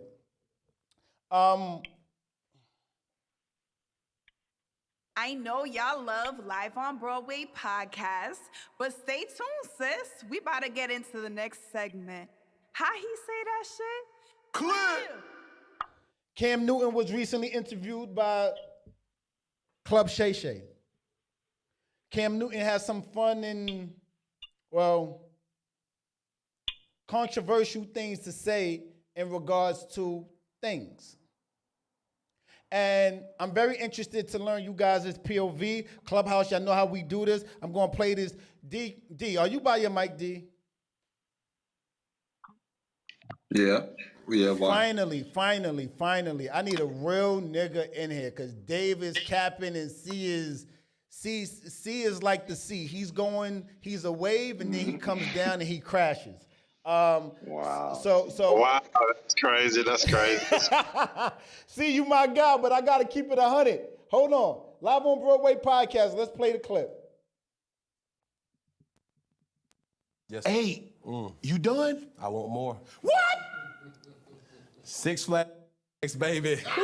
Man, just man. Come on, Cam. Hey man, look, but this is what they say. What they say? Who say that? I don't know who they is, because I'm gonna find them and put something on them. But people saying, you having all these kids. I take care of all my kids. Yeah. See, that's the thing. Yeah. I always wanted a big family. I come from that. So I want that. And I owe a due diligence to each woman who given me that. And I respect them the same. Do I have jurisdiction of who they talk to? No. But I owe a service to loving them unconditionally, no matter what they do. And we have to co-parent together. How do you, because look, Cam, these women wanted to be with you. Let's be all the way 1,000. Come on with it. These women wanted to be with you. You're not with this one. You have one or two kids with this one, have one kid over here. Now you're with I think you're with the one you had the last kid with. Yeah. The previous, like, well, hold on. What's special? Why she get to be with you now? You done left me with 5 over here or 2 over here. Why she special? Well, I'm gonna mess it up for you. No, you can't do that. You can't. It's a respect. Right. And we can't allow our personal vendettas to get in between raising these children. You see what I'm saying? I do. And did I want it to be this way? When I was 7, 12 years old, I wanted to have a family, I wanted to be married with a house and a picket fence and all that. That just wasn't what my life panned out to be. I proudly say I have 8 children, 6 biologically through me. Right. And I don't believe in stepchildren. What my biological kids get, everybody get. I don't have no favorites. I'm raising kings and queens, and I have uncomfortable conversations with my children. Is you fucking? Hey, is you smoking weed? Is you drinking? No, I don't patty cake with that. I'm very hands-on. I do go to football practice. I do go to basketball practice, track practice, tennis practice, because I want them to see what a positive male figure is in their life. I'm not just out here just slaying and leaving. Right. No. I grew up in a 3-parent household. My mom, my father, as well as my grandmother. And yes, sir, no, ma'am, yes, ma'am, was, you missing something? Yes, sir. I ain't know what, huh? What? Yeah. What, huh? Yeah. What? Yeah, nah, it's yes. It's yes, sir. It's no and no, ma'am. Look me in my eye when I'm talking to you as a measure of respect, but also understanding that you are digesting and processing what I'm make sure telling you understand, you're listening and understanding. See, what all I'm right, saying. I get I feel like my point is made. I feel like my point is made. Enough for me to ask the question of simple question. And we got the evolution up here. What up? What's her name? Hi. What's your name, Queen? It's the evolution of Richie King. So it's pronounced Richie, but Lala knows who I am. I bet. How do you feel about Kim having 6 biological kids, 2 adopted, and he not believing that stepchildren? I personally don't have kids of my own, but I don't know if all these women are cool with it, then I mean, I guess. I just wouldn't talk to a man that has this many kids with this many women. So, I don't know. Is a dude having kids a no if you're entering a relationship with him, being that you don't have any? So, okay, like, for many years, I used to always be like, I would never talk to a man with kids. I don't even care if he has 1 kid. I would never do it. But fast forward, like, now I'm kind of in the dating world. And so I realized, like, obviously, most of the men that I do attract, for the most part, do have kids. So for me, I'm okay kind of now if he has 1 kid. I will ask, like, why did the relationship end? And depending on how old the kid is, then I might be a little bit more interested in talking to him. But if he has kids with more than 1 woman and the kids are really, really young, then it's a no for me. It's a no for you. Right. It's a no for you. Are you all right. I respect that. Am I right? You see, it's nah, hard. All right. Just walk away. Just walk away. He gave you the out. Just walk away. No, what was you saying? Stop, D, because you're going to paint this narrative that LOBP is not a safe space. And I just want to ask the tough questions. I want to ask you didn't ask me anything. Oh, God. Okay. Sometimes saying... Like, you don't know what you got yourself into. Don't do that. I'm a nice guy, Lala.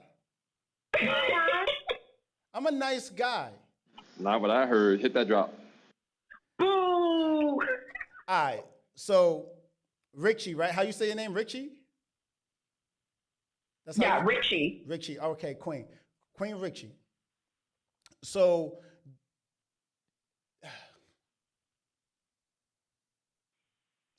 let's add some context to this. How old are you, if you don't mind me asking? I'm 35. I'll be 36 June 16th. So have you begun to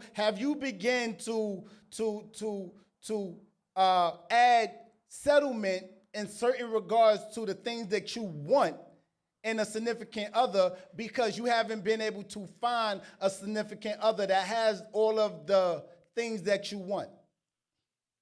Okay, so I like came out of a 6-year relationship. That relationship backstory. Sorry, that relationship. He wanted children and kept asking for like 2 years if we could have kids.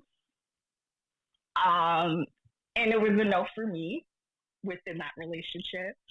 But no, the reason now my views have changed, I guess, because I'm a lot older. Obviously, majority of the men that seem to be attracted to me are of a much older age group. So they're not really, most of them are not really in their 30s. So, when I do attract a lot of men, their first question for me is always like, do you want kids? So You sound like you want kids. Didn't you just say, did I miss something about you wanting kids? I know you don't want kids with 6 other siblings already, but do you want one? What was his problem, if you don't mind me asking? What was my ex's problem? That gave you 6 years of his life and you wasted it with the no kid zone. Well, DWI have nothing to do well, with with that relationship, we started dating when we were in our 20s. So with that relationship, my thing was that I wanted to be married first and then have kids. And as the relationship progressed, I started to notice a lot more, and certain things just weren't aligned with our views later on in life. So, yeah, that's. So here's the thing about views. Here's the thing about views in your 20s opposed to views in your 40s. They're gonna change all the time. Everybody thinks that what it is now, but the problem is you don't have that much time on your side. On the woman's side, y'all don't have that much time to be figuring out those views and stipulations that you got going on. And then you wind up getting with somebody and they probably would have turned into the person that you would want it to be. But y'all think that everybody is supposed to. Y'all think that all these men in their 20s is supposed to come ready because how your mother and your grandmother and them said the type of man you're supposed to have. But I'm going to go ahead and go on mute because I'm riding a bike. I wasn't really looking for him to come ready because I was in school and he was working and whatnot, and I was working as well. So it wasn't that, I was ready for kids like when we had just met. It was something that we did talk about, like for the future. But as you know, people change. The older we started to get, it seemed like our views and certain things we wanted weren't aligned with each other. So, I mean, it is what it is now. Do I want kids? I'm open to having kids. But nah, you don't want kids. I'm open to having kids is definitely not like a woman that says that she wants to have kids. I'm open sounds like a job interview or some shit. Like, I'm open to a raise if you're gonna give me one. I'm open to it to a degree, yes. You know, but I mean, I'm also in reality. If it doesn't happen, it doesn't happen, right? So I can't be too mad with said man and whatnot. That's right? a man's reality, though. A man's reality, we can't have kids. So, yeah, we can say like that. Y'all can have kids whenever you want. You can have a kid right now. You can go to a damn place and get the sperm and put it in you. So don't say that if it happens. But, you know, that like sounds for me, disgusting. That sounded crazy, dude. I personally don't want to have kids unless I'm married. That's my say that. take on Stand it. on that. You know what I mean? If I'm not married, then I'm not having your child. And I just think that we should have kids raised in the same household with 2 parents. Not what I heard. Okay, so Can I ask a question? Oh yeah. Yeah. So that's all fun and dandy, right? And I just always ask this question. So you want to, and I want you to have the best outcome possible. So if you have children or a kid or child when you're married and you get divorced, what happens then? Well, if She I'm said getting to married, death I do us don't part. have the intentions of getting divorced. I don't think nobody has the intentions of having kids with a woman that they don't. Well, let me stop. Let me stop. Let me stop. My fault. So I think what she's trying to say is that that is just her boundary. That is her standard. And like, there's nothing wrong with that. Like, she wants to make sure that she's bringing, this is like a whole life. It's not like a puppy. It's not a cat. It's not a kitten. You know, it's a person. And I think that, you know, we've had a similar conversation on this pod where, you know, if your values aren't aligned and you're not in the same trajectory, because Broadway said it, then you already know if you're wearing blue and the other person is wearing red, you already know you shouldn't have a kid together. So from what I'm hearing Layla say, that's what she was saying when her previous relationship. Like, they grew apart. She realized, hey, this is probably not the best situation for us to bring a child into the situation because we're already going into different paths. And there's nothing wrong with that. If that was her standard and that's still, if she's still maintaining that standard of this is what I want for me, then who are we to All right, judge? I let the room go for a little while. All right, cool. It's on me. One mic on Broadway. Give me a quick 90 seconds. Layla, Richie, Nicole, No, Richie, Michael, whatever you want to call it. All right, listen. What makes you a candidate to have a kid with? How we know he didn't leave you because he didn't feel like he wanted to have a kid Talk with about you? it. What makes you the perfect candidate to want to have a kid with? Who are you? What are you bringing to the table? Hello, can we stand in front of that? I mean, well, he asked for 2 years. So clearly you asking is indicating that there's something about me that makes you want to have kids. I swear to God, And we only even get though, half the hold on. story. We don't get the whole story. And even though he knew where I stood with us having children together, I mean, he did try to play in various ways, like, okay, well, let's just have a kid and then get married afterwards. And that was a no for me. The still. comment, wait, hold on. The comments are saying you're backtracking. The comments are saying you're afraid. They're saying you I'm a throwing what? your stone, and the comments are saying you're J. Cole right now. Oh, am Hey, I? yo. Okay, that's cute. But I'm just saying, I already said that he wanted kids. He kept asking for 2 years. So how am I backtracking if I made that clear from the jump? No, they're saying you backtrack. I'm gonna tell you. I got you. See, right after me, beloved. He asked for kids. No, I said no. That's not where the What am I backtracking is backtracking coming on? from.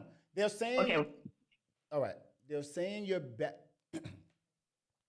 They're saying you're backtracking because at one point it's I want to have kids or I don't mind having kids or but I don't want to have kids until I'm married. So it sounds like you're inconsistent in your logic of wanting to have children. So No, he wanted us to have kids. I always stood on the fact that I'm only having kids within a marriage.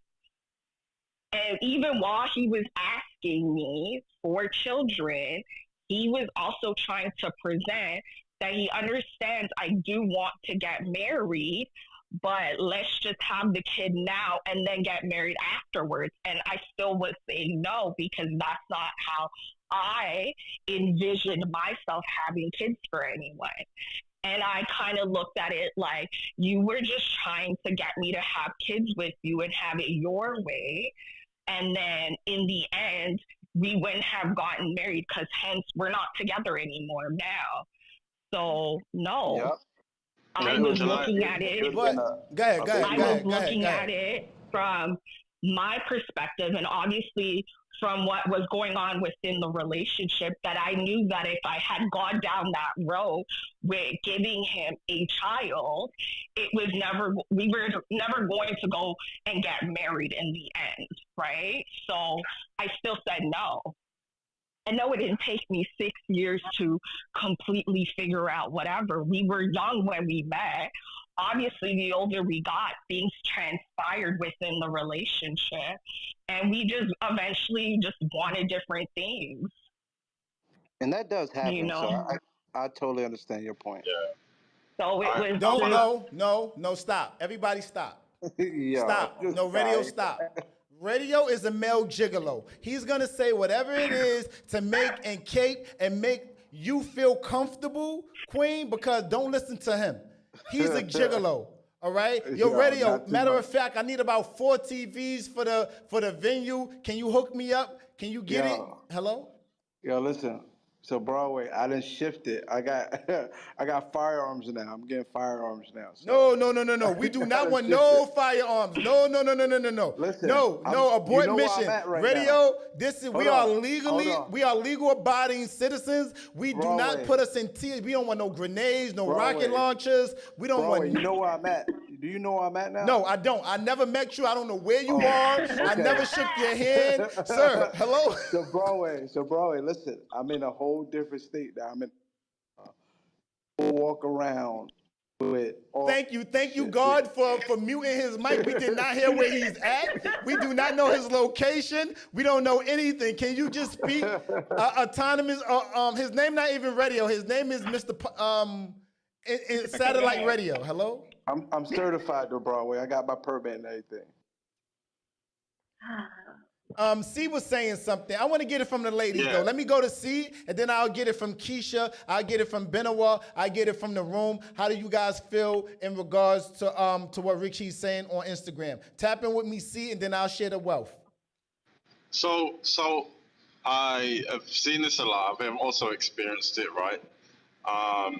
Now, I just want to wake a couple of things up. The man is not going to spend that much time and energy on you if he didn't want to be long term with you, right? And in today's age, we see a lot of women that set that precedence, okay, I need to be married first, right? But a lot of them don't back up after the fact when it comes to the kids. And I'll say that because I've been through that personally, right? So I think it's important for, okay, we all set kind of benchmarks that we don't, or non-negotiables, right? But we got to look at why are we doing that. I would say my advice to women is that want to be mothers is don't always wait until you're married. And the reason why I say that is marriage now is very different to what it was before. And if a man is not going to stay with you, it doesn't matter if you are married or not. He's not going to stay. So don't let that stop you from being a mother if you really want to be a mother, right? And I'll say to the men, always communicate with the woman your true intentions, right?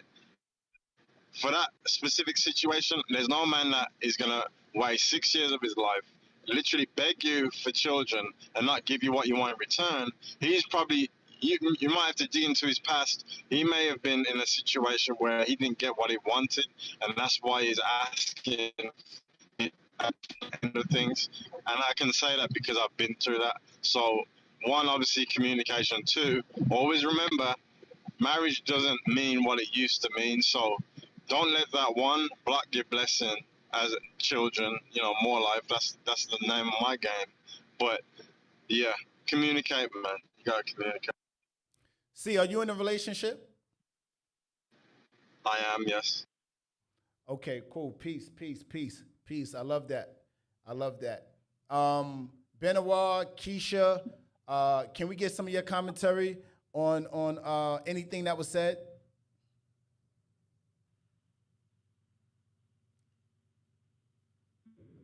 I never seen support. Well, Okay. I'll say I totally disagree with C.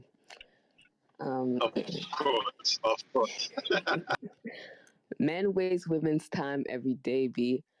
There are dudes that are in 10-year relationships with women, knowing good and well they have no intention of taking that woman seriously.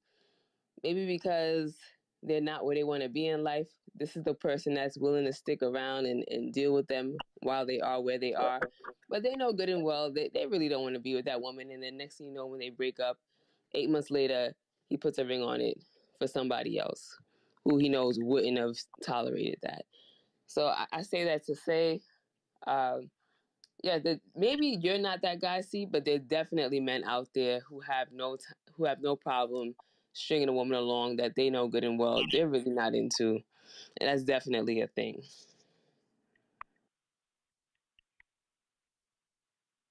I park. Thank you for being nice at the end. You redeemed yourself, Benoit. I suppose. She ain't finished yet. Don't give her too much credit.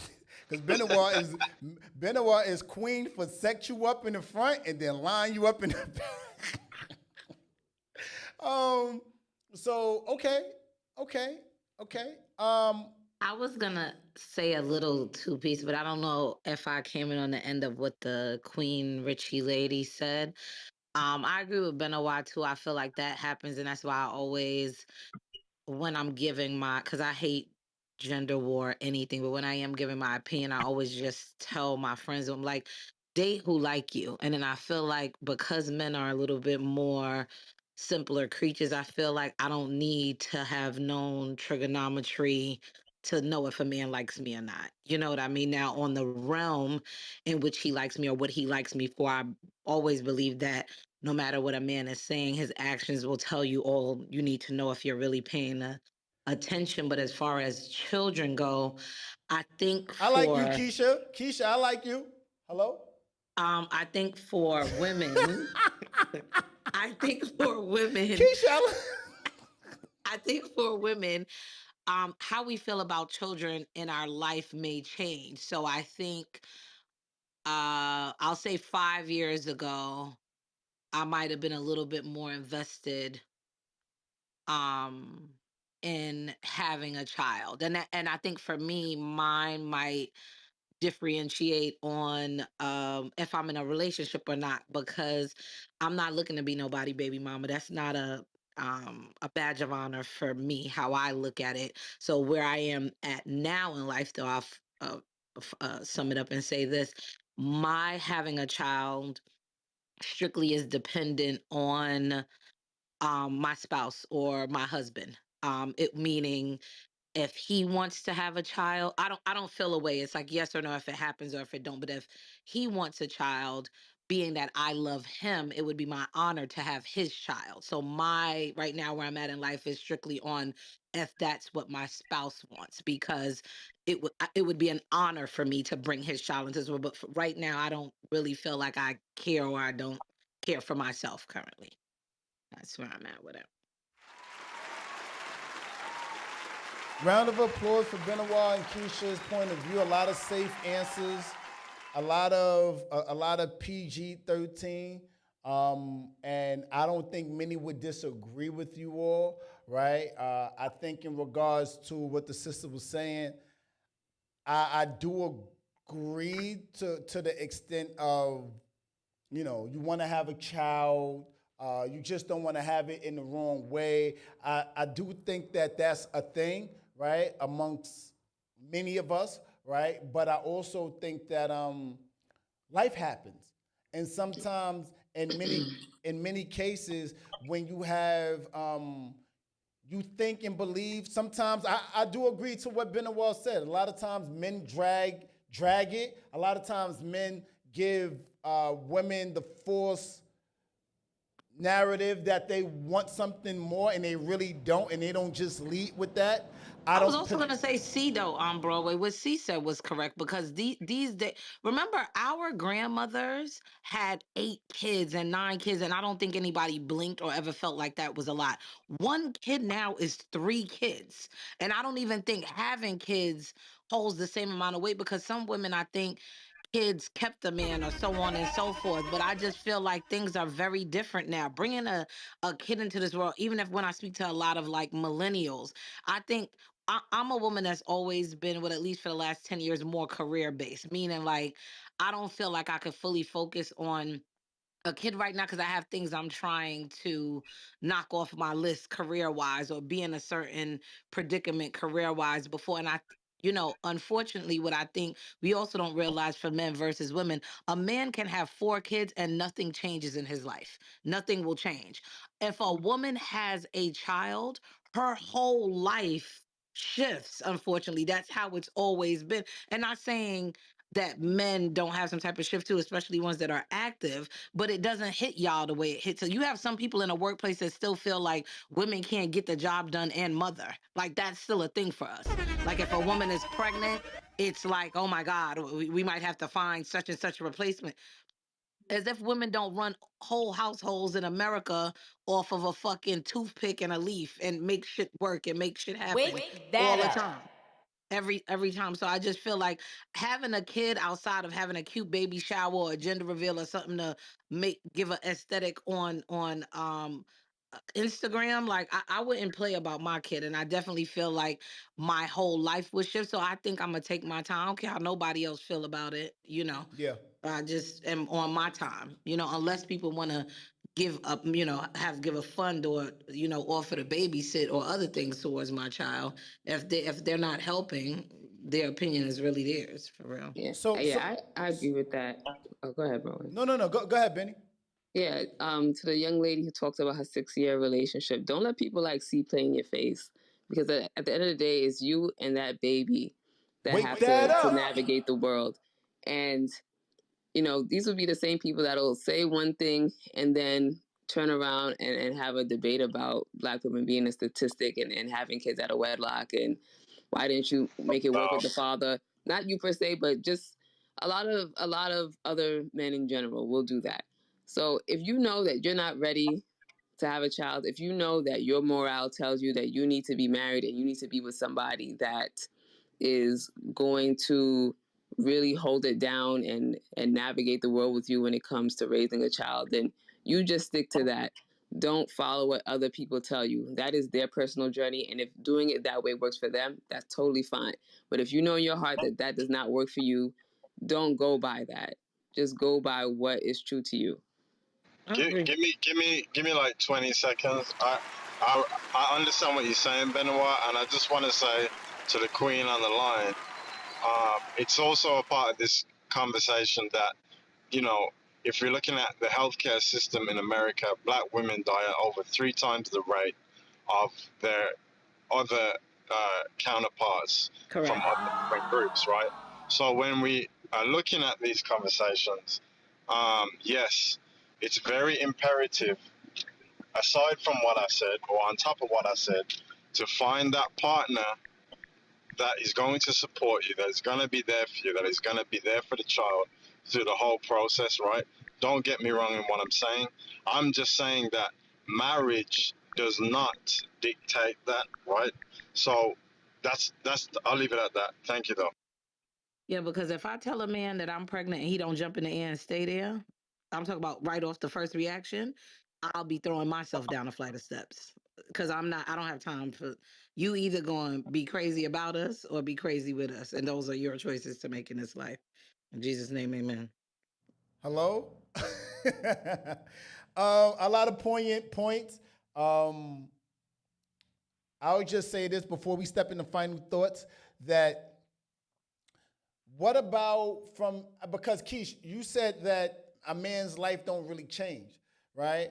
Not the way a woman's does. No. No, yes. And I certainly agree with that idea, right? I certainly agree with that fact, right? The only contesting I do give just a smidget of pushback is there are circumstances where some women, not all women, right? They give off, they're there for the right, and this is not for those that's there for the right reasons. There's some women that's not always there for the right reason, right? And they're there for the bag. There's some women that's there because dealing with this dude, it's a safety net. I didn't do what I was supposed to do in life, and being with this dude because I look like how I look. There's an ulterior motive placed behind while I'm with you, and I'm gonna call you baby, I'm gonna call you daddy, I'm gonna do all of the things.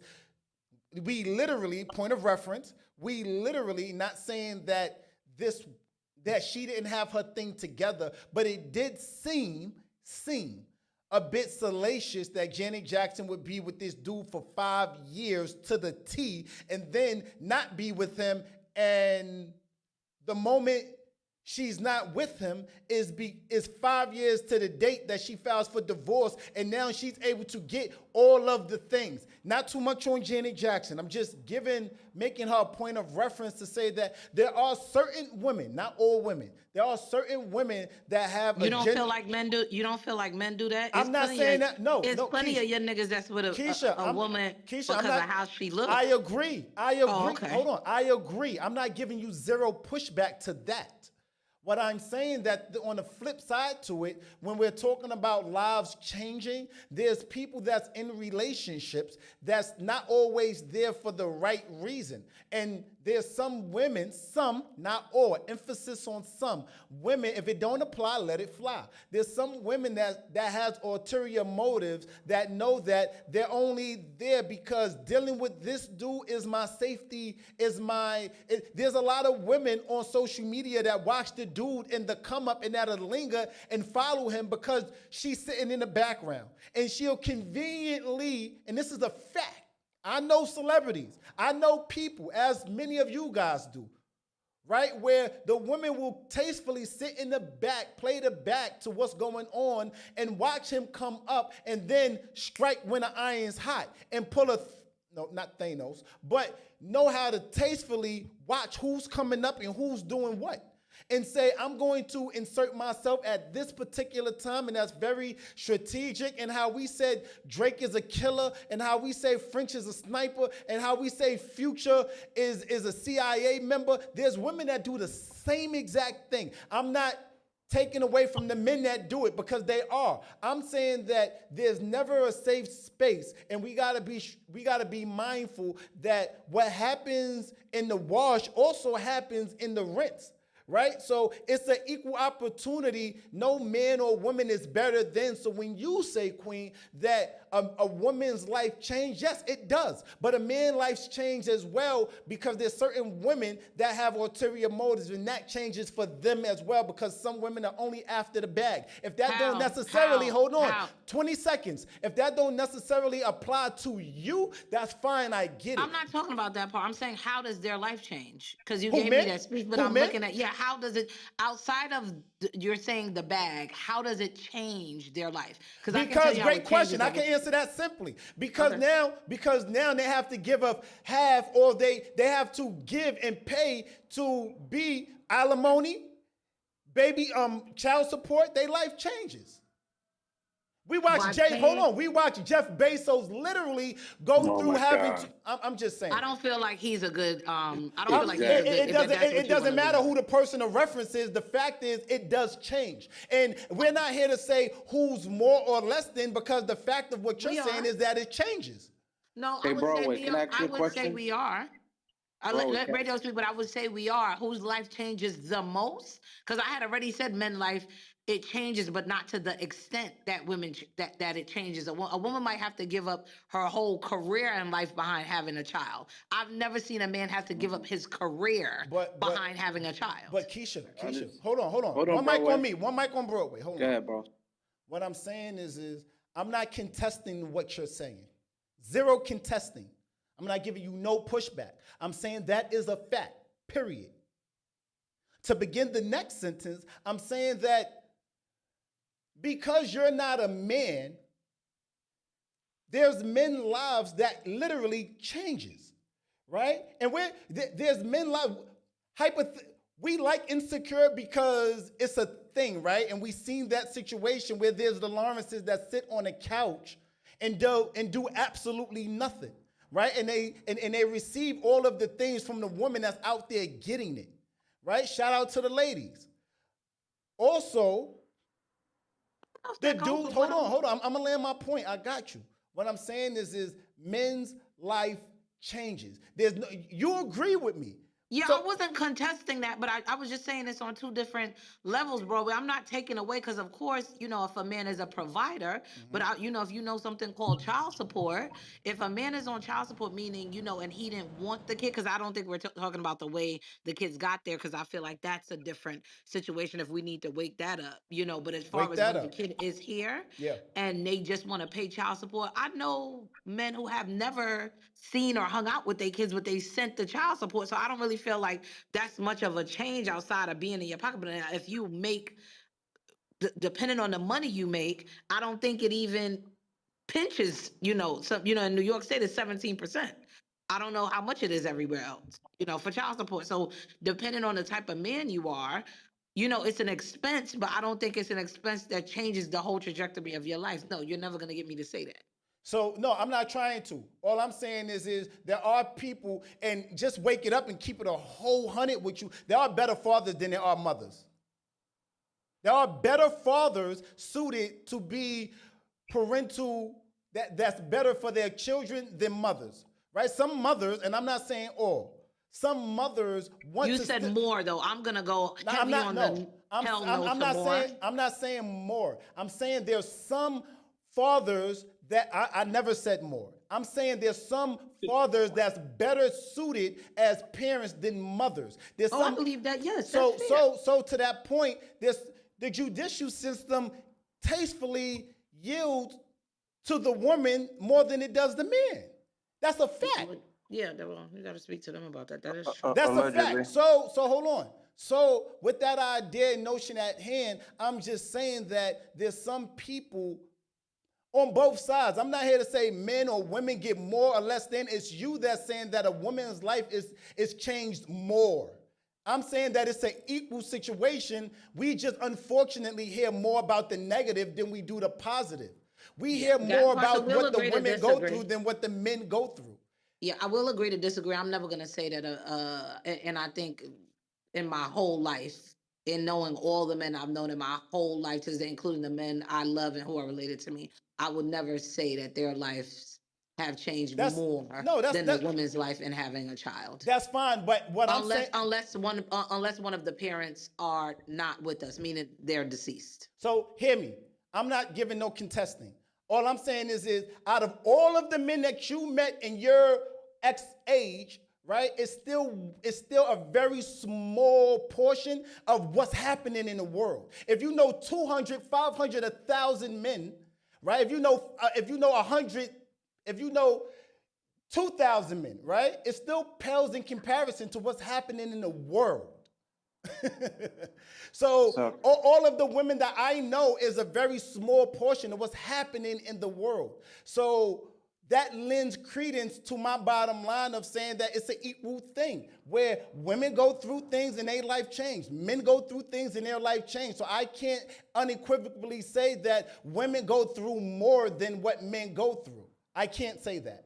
But go ahead, see, Radio, before we go on to final thoughts. That's not what I said. You did. No, stop. You literally said women life changes more. I know what I literally said. You said women life changes more. Right, but you said that's not what you said that I said. I said when a child is considered, a woman's life normally changes more than a man's life would change when children have. That's it. That's exactly what I know, and that's what I'm saying. But that's not what you repeated. Okay, that's fine. That's what you said, but I'm giving pushback to say that it's not more. It's in fact literally. You said it's equal. Yeah. I'm saying that will go back. We can agree to disagree. Radio, tap in with me one time. So you mentioned earlier, alimony, spousal support. How many how many people that's married? I know quite a few, actually. Okay, so out of the people that's married, do they have any prenups? I don't know that part of their business. Okay, cool. Do you know anyone that's divorced? Yes, I do know a few people. Are they paying any alimony? Yes. Okay, only people I know that's divorced and paying alimony, are people who've been married for 30 plus years and they decided to get divorced. So that means the ex-wife, after 25, 30 years they split, she's getting a piece of that pension because she was there. But I have never yet met an individual, and a majority of my friends are married, couple more got divorced, right? None of them have paid alimony, spousal support, and none of them have prenups. So when I be hearing these stories about, you got to make them sign a they don't have enough to have a fucking prenup. Wake that up. And they started when they was in college, and now they're married and they have a lot more. but it's a lose-lose for each side because they came together and made something happen. So when you're successful and you meet someone else that's successful, you guys kind of be like, all right, cool, you take this, I take that. But when you come in the game with nothing and you looking to gain something from somebody that you didn't put together, I think you're a fucking a piece of shit. That's just me. I love it. I love it. And I agree with it. Lala, tap in with me, Queen. I see you. Thank I you for got patiently pushback. waiting, Queen. You're welcome. I have pushback, and I know personally what, I don't know who was speaking. Who was that? Keisha. Radio? That was radio. That was radio. That Okay. was I'm Hi, him. I'm Radio. him. Oh, I'm that him was was that speaking. was I him. I'm him. Oh, I'm here. Okay, cool. Say less. Don't move around. Go I for know, it, I Lala. know personally what he said is not true. Okay. Um, so when I was in my, and this is vulnerability, but this is a fact. Yes, So ma'am. when I was in my divorce proceedings, the judge literally asked me, did I want alimony on top of child support? And we were only together for 12 years, and I declined it. But I was entitled to it. And I said, no, I'm fine. I don't want any. Wait. No. Why did you say no, Queen? I said no because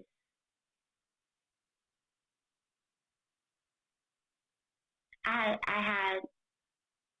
not comfortable saying on the pod, but I'll say this. That's fine. Don't say it, please. Thank you. Yeah, pride. It That's was all. a very personal. It was a very personal reason, and I just wanted to maintain my life on my own.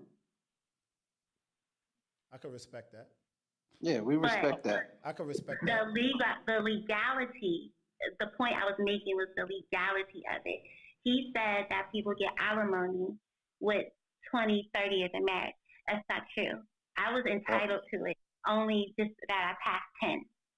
So, but I declined. Hold on, radio. So if you are okay with disclosing this part, so for those that have never been married, that's an option. Alimony is an option. It doesn't have to be if he or she don't agree with it or they say, no, I don't want it. Right. Okay. It's optional. But when did that kick in? Does it kick in 2 years, 4 years, 5 years? Because it can't kick in a year or two. So what the judge was basically telling me, and this is my personal situation is a little different, but for my state where I am, it would have been immediate. Like he would have had to pay me like immediately. No, I get that. But far as the length of the marriage, so you said 12 years. So let's say you was married 2 years. Do you think it would have still been, the legality would have been there for you, or they'd be like, you wasn't in that too long? I think that goes by state. So and then also he's military, so there's like multiple layers factors. So yeah, cha-ching. As I understand personally, and I'm not, I don't know all of the things, so correct me in the comments if you guys will, right? What I understand personally is that once you guys get married, this is what comes along with it. So if it's day 2 after the I'm being extreme by saying day 2, let's say a year, right? After the consummation of the actual marriage, if you guys are together, then she's entitled, or you would have to go through hell and high water to prove why she's not entitled to alimony because you guys got married. I'm not saying that that's a fact. I'm saying that this is based off of what I know of, right? So to you, radio, I don't think 30 years, 5 years, 3 years, 1 year, it matters. Once you get married, right? And statewide, it does matter, right? Because each state has different laws. As I understand, being someone that's in the New York tri-state area, once you get married, then this is what comes along with it. Hence the reason why they say have your ducks in a row prior to you going to get married. If alimony is a thing, then you can say in your prenuptials, right, that's a thing for you, and you can. That's what I know and understand. If anybody here that knows more or better, please, I'm open to listening and receiving that. Because alimony, just really quickly, alimony is supposed to sustain your lifestyle. So we had like a 4-bedroom, 3.5 mini mansion. Like we had assets, you know what I mean? So, and at the time during our tenure, like I stated before, I was a stay-at-home mom, and then towards the end, I went back to work. So he was making more than I was. So that's why the alimony was offered to me. Now I make more than him. So I said, I'm good. I don't want it. Like, even though it was still offered to me, I could have been real petty and took it. I didn't. So question, La, again, for those that don't know, was there an expiration date on you accepting the alimony? Or is that in perpetuity that you can come back and say 5-10 years after the divorce and say, hey, things are kind of rough for me. I want alimony. It's that day of the proceeding. It was make or break that day. You want it or no? No. So I'm on my own. Okay. The only thing that I'm eligible to receive from my ex-husband is child support. Okay. Okay. Thank you for that, Lala. I appreciate your candor. I appreciate you letting us know what's going on and experience that you have. I don't ever come on the pod and pry or expect people to divulge of their personal things. So when they do, I largely respect it and thank you for that, La. Let's step into final thoughts, though, Nas. Let's step into final thoughts. We had a very, very, very colorful conversation this evening. Drake versus the world because he stole everyone's girl. Amazing title. Thank you, Lala. And we talked about Drake, Rihanna, Chris Brown. We spoke about Naomi Sharon. We spoke about Jamie's son. We spoke about quite a bit, right? We spoke about Bobby, ain't you still here? Afloff, how you say her name? We spoke about that whole debacle, not to mention Kylie, Bella, The Weeknd, and all of the things. And Cam Newton, your significant other going out and having a great time and being out, and then having a guy's night or girl's night out, and then they coming home and wanting to have sex with you. You know, is that sex motivated by way of you or the people that they was hit on? Are they having physical sex with you but thinking about somebody else that they was actually flirted on with, or however you would say that. We spoke about quite a few things. Shout out to Miss Jones and Big Bronx, Big Pun, and that whole situation as to can you have a deep connection and be in love with someone without physical intimacy. I'm going to come to you first, Lala, and get your point of view on things. Lala, final thoughts on you, Queen. Good pod. It was very interesting to hear everybody's point of view. Let's see. I think you can have an emotional, intimate relationship without being physical. I think that is possible. As for Cam Newton and him wanting more children, I think that Cam is a walking contradiction at times.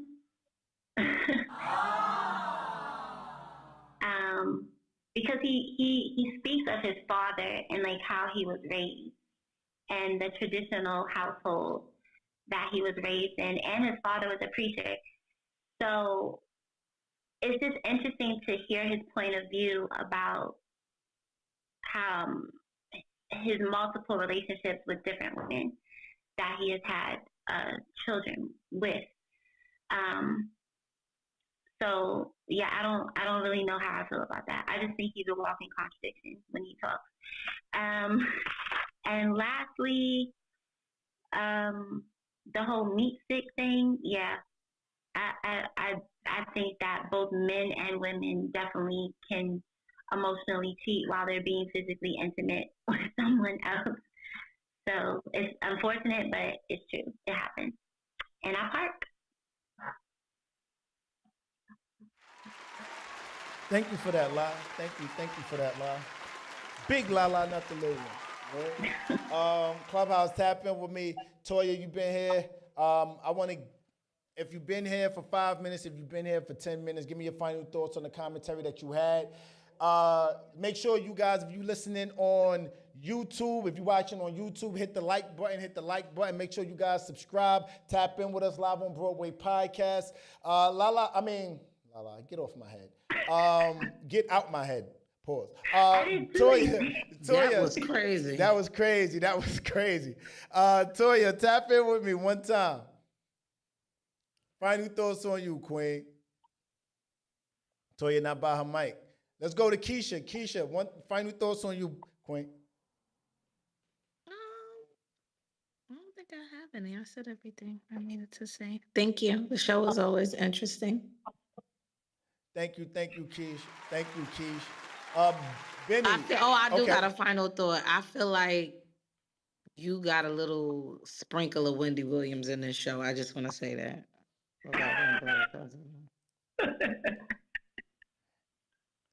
Sprinkle was crazy. Sprinkle is wild, right? I tell you like I tell you like D told me earlier. People at the top, they always want to hate on them. Benoit, one time, final thoughts on you, Queen. I don't think it's a sprinkle. It's more of a drizzle. But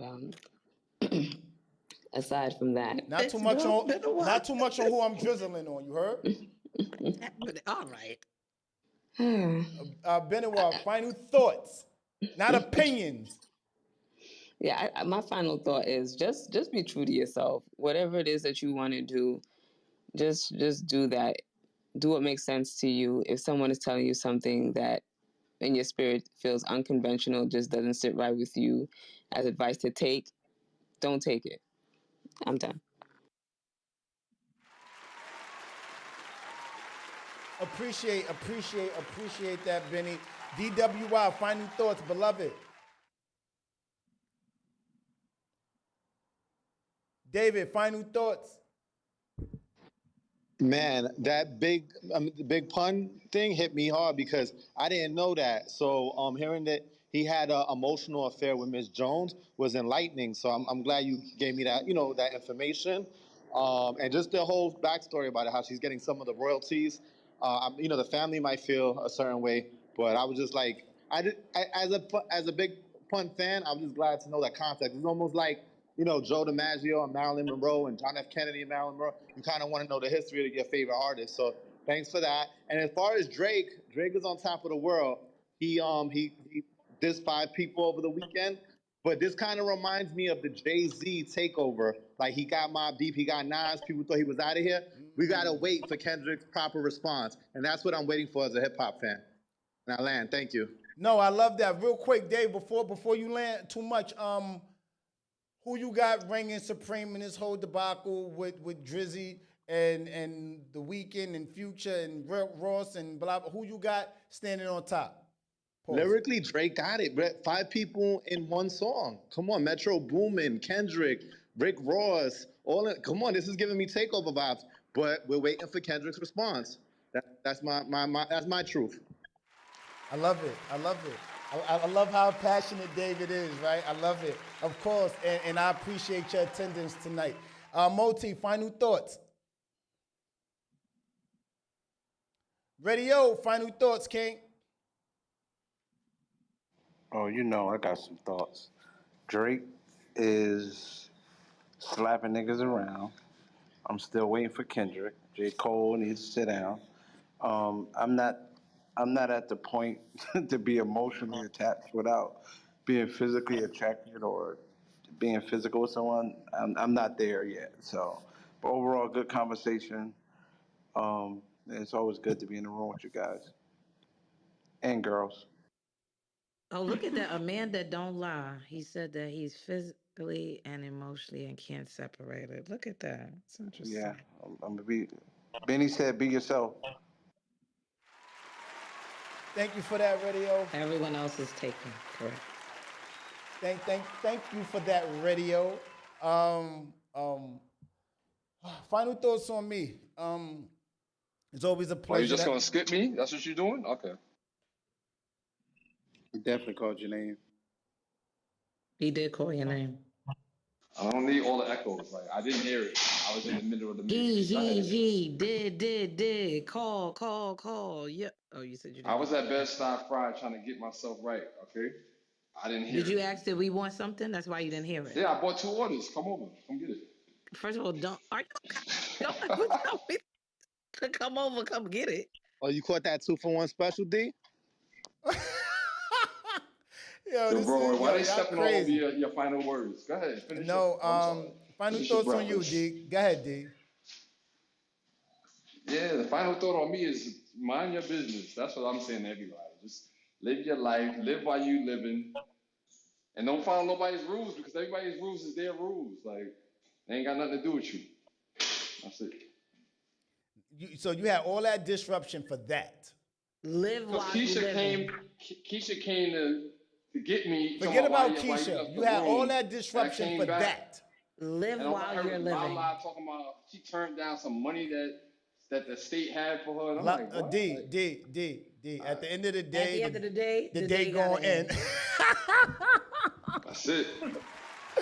Oh, Keisha. Final thoughts on Broadway. Per usual, YouTube viewership. Shout out to you guys, Keisha, Lolo. Y'all know the usual. Shout out to you, Lala. Thank you so much for the night. Shout out to my guy, Big Nas in the room.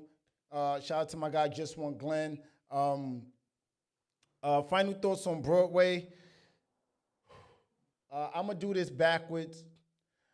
I think whatever's good for Cam is good for Cam. That's it. Whatever's good for Cam is good for Cam. That don't mean that that's a catch-all for everyone. If I'm talking about sex, I do think and believe, and I'm not saying all, but I do think and believe that there's certain instances where people go out with their girls or with their guys and they come back home and they're having sex with their significant other and they're thinking about someone else. I do think shut up, D. Final thoughts on Broadway. That means no interruptions while somebody is speaking. Hello? I do think that you can have intimate connections. You can have deep connections and be intimate with someone without physical entanglements, right? I do think that that's a thing. In most cases, I also feel and believe that that's worse than the actual physical, right? Because someone's spending time, you're spending thoughts, you're sharing things. I do think that's worse than a physical connection. I'm not gonna say that a physical connection is too far behind it, but there's that. In regards to Drake, so I do think Drake is, anybody know how old Drake is? 38. 38? All right, cool. Let's stay there, He's right? not. He's 37. All right, 37. I do think he was 36 last year, so 37 this year. All in right, October. all right, bet. I do think that Drake is, I think most men experience. Not too much on most men, please. Don't do that.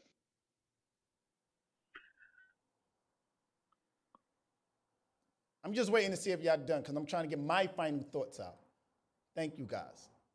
I do think that most men experience a certain amount of fruitfulness in life after they're 40 plus. They start to understand what life is ultimately about at 40 plus, right? I do think that Drake is experiencing. Barely.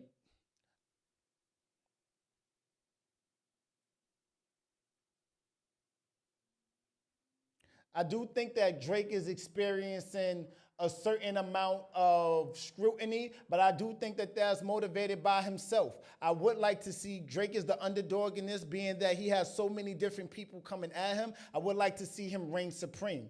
but not too much on who I think will win the war. I think that when you have somebody like Drake, I feel like most of his issues is brought to you in part by him, right? Sometimes, well, not sometimes, in most cases, what you don't know is what limits you, right? I think that Drake don't know what he don't know. And it's unfortunate he does these things and he hasn't positioned himself yet to understand the grand scheme of things in this thing called life. So he moves and navigates with a certain amount of pettiness and sleeping with people, women, and using people emotional attachments as pawns. And we've seen that through and through with a wide array of different women, right? And I think that's a bit childish. And I don't think Drake is operating as a 30-plus-year-old man. I think he's in a world, and again, these are my opinions. My opinions. I'm not saying they're facts, they're my opinions. I think that Drake is at a point where he's not making music for anyone else but those that are in their 20s. Drake isn't and hasn't matured yet to speak to the demo of 40 plus because he surrounds himself conveniently with those that are in his lower bracket because at the top it's very lonely. It's very lonely at the top. So I think when Drake starts to speak about things, he's speaking to the likes of the Meek Mills, to the Dirks, to those that's in the what's his name, Block Boy JB. He's speaking to this demo. And when he speaks to these demos and he's moving and he's being with these women and he's doing salacious things, so forth and so on, talent-wise, he reigns supreme. But mature-wise, I think that he lags and he's very far behind. I think in the industry, there's a such thing as your industry age, right? In most cases, your industry age is way younger than what it actually is because you want to appeal to a younger demographic. So when we're talking about Drake and the appeal that he's actually forecasting to those that's out there, it's going to be I'll say we won't get a mature Drake, if ever, until at least for another 5 to 7 years because he's out here doing things and his counterparts are very young. So you are what you surround yourself with, right? Your thoughts become things. So if you're out here surrounding yourself with artists and people and women, when I hear Drake on Certified Lover Boy, or when I see Drake with Lotto's sister, what's her name? Brooklyn Nicole, whatever her name is, right? When I see and hear him with these are women that's of a certain age. So we all know that when you're with a woman of a certain age. He was just with that man's mother who plays basketball, and she's 8 years his senior. That's fine, but that's not what I'm doing right now. Thank you, Keisha. Thank you. I appreciate that. What I'm saying, in my opinion, is that Drake is overwhelmingly linked to a lot of younger women, right? We're not talking about the rule. We're talking about the exception, not the rule, right? Drake is widely linked to these younger women. And I'm not saying that younger women is women underage. I'm saying just younger women, right? I don't want to put that smut on his name. So when you have that, I think that you get and find yourself in these peculiar situations with you linking yourself to, why are you talking about Kendrick Lamar's wife? Why are you coming? Anyway, that's another story for another pod.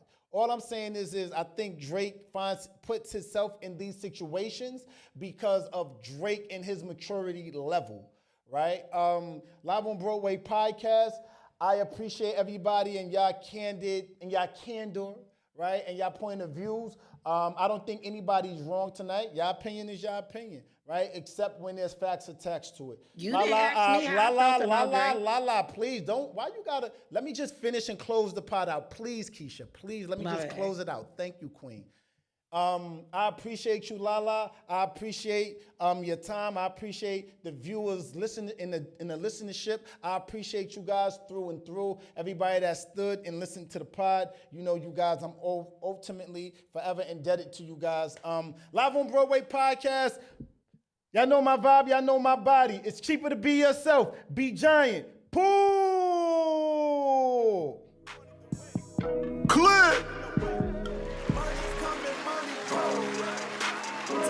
have relationship questions you need answered? Spicy topics? DM us at Live on Broadway Podcast. Have music, products, or an ad you want us to run? Email us at Live on Broadway Podcast. Be sure to tap in. Mondays, 7 to 9 p.m. Eastern Standard Time. Live on IM_Broadway's Instagram. Clear.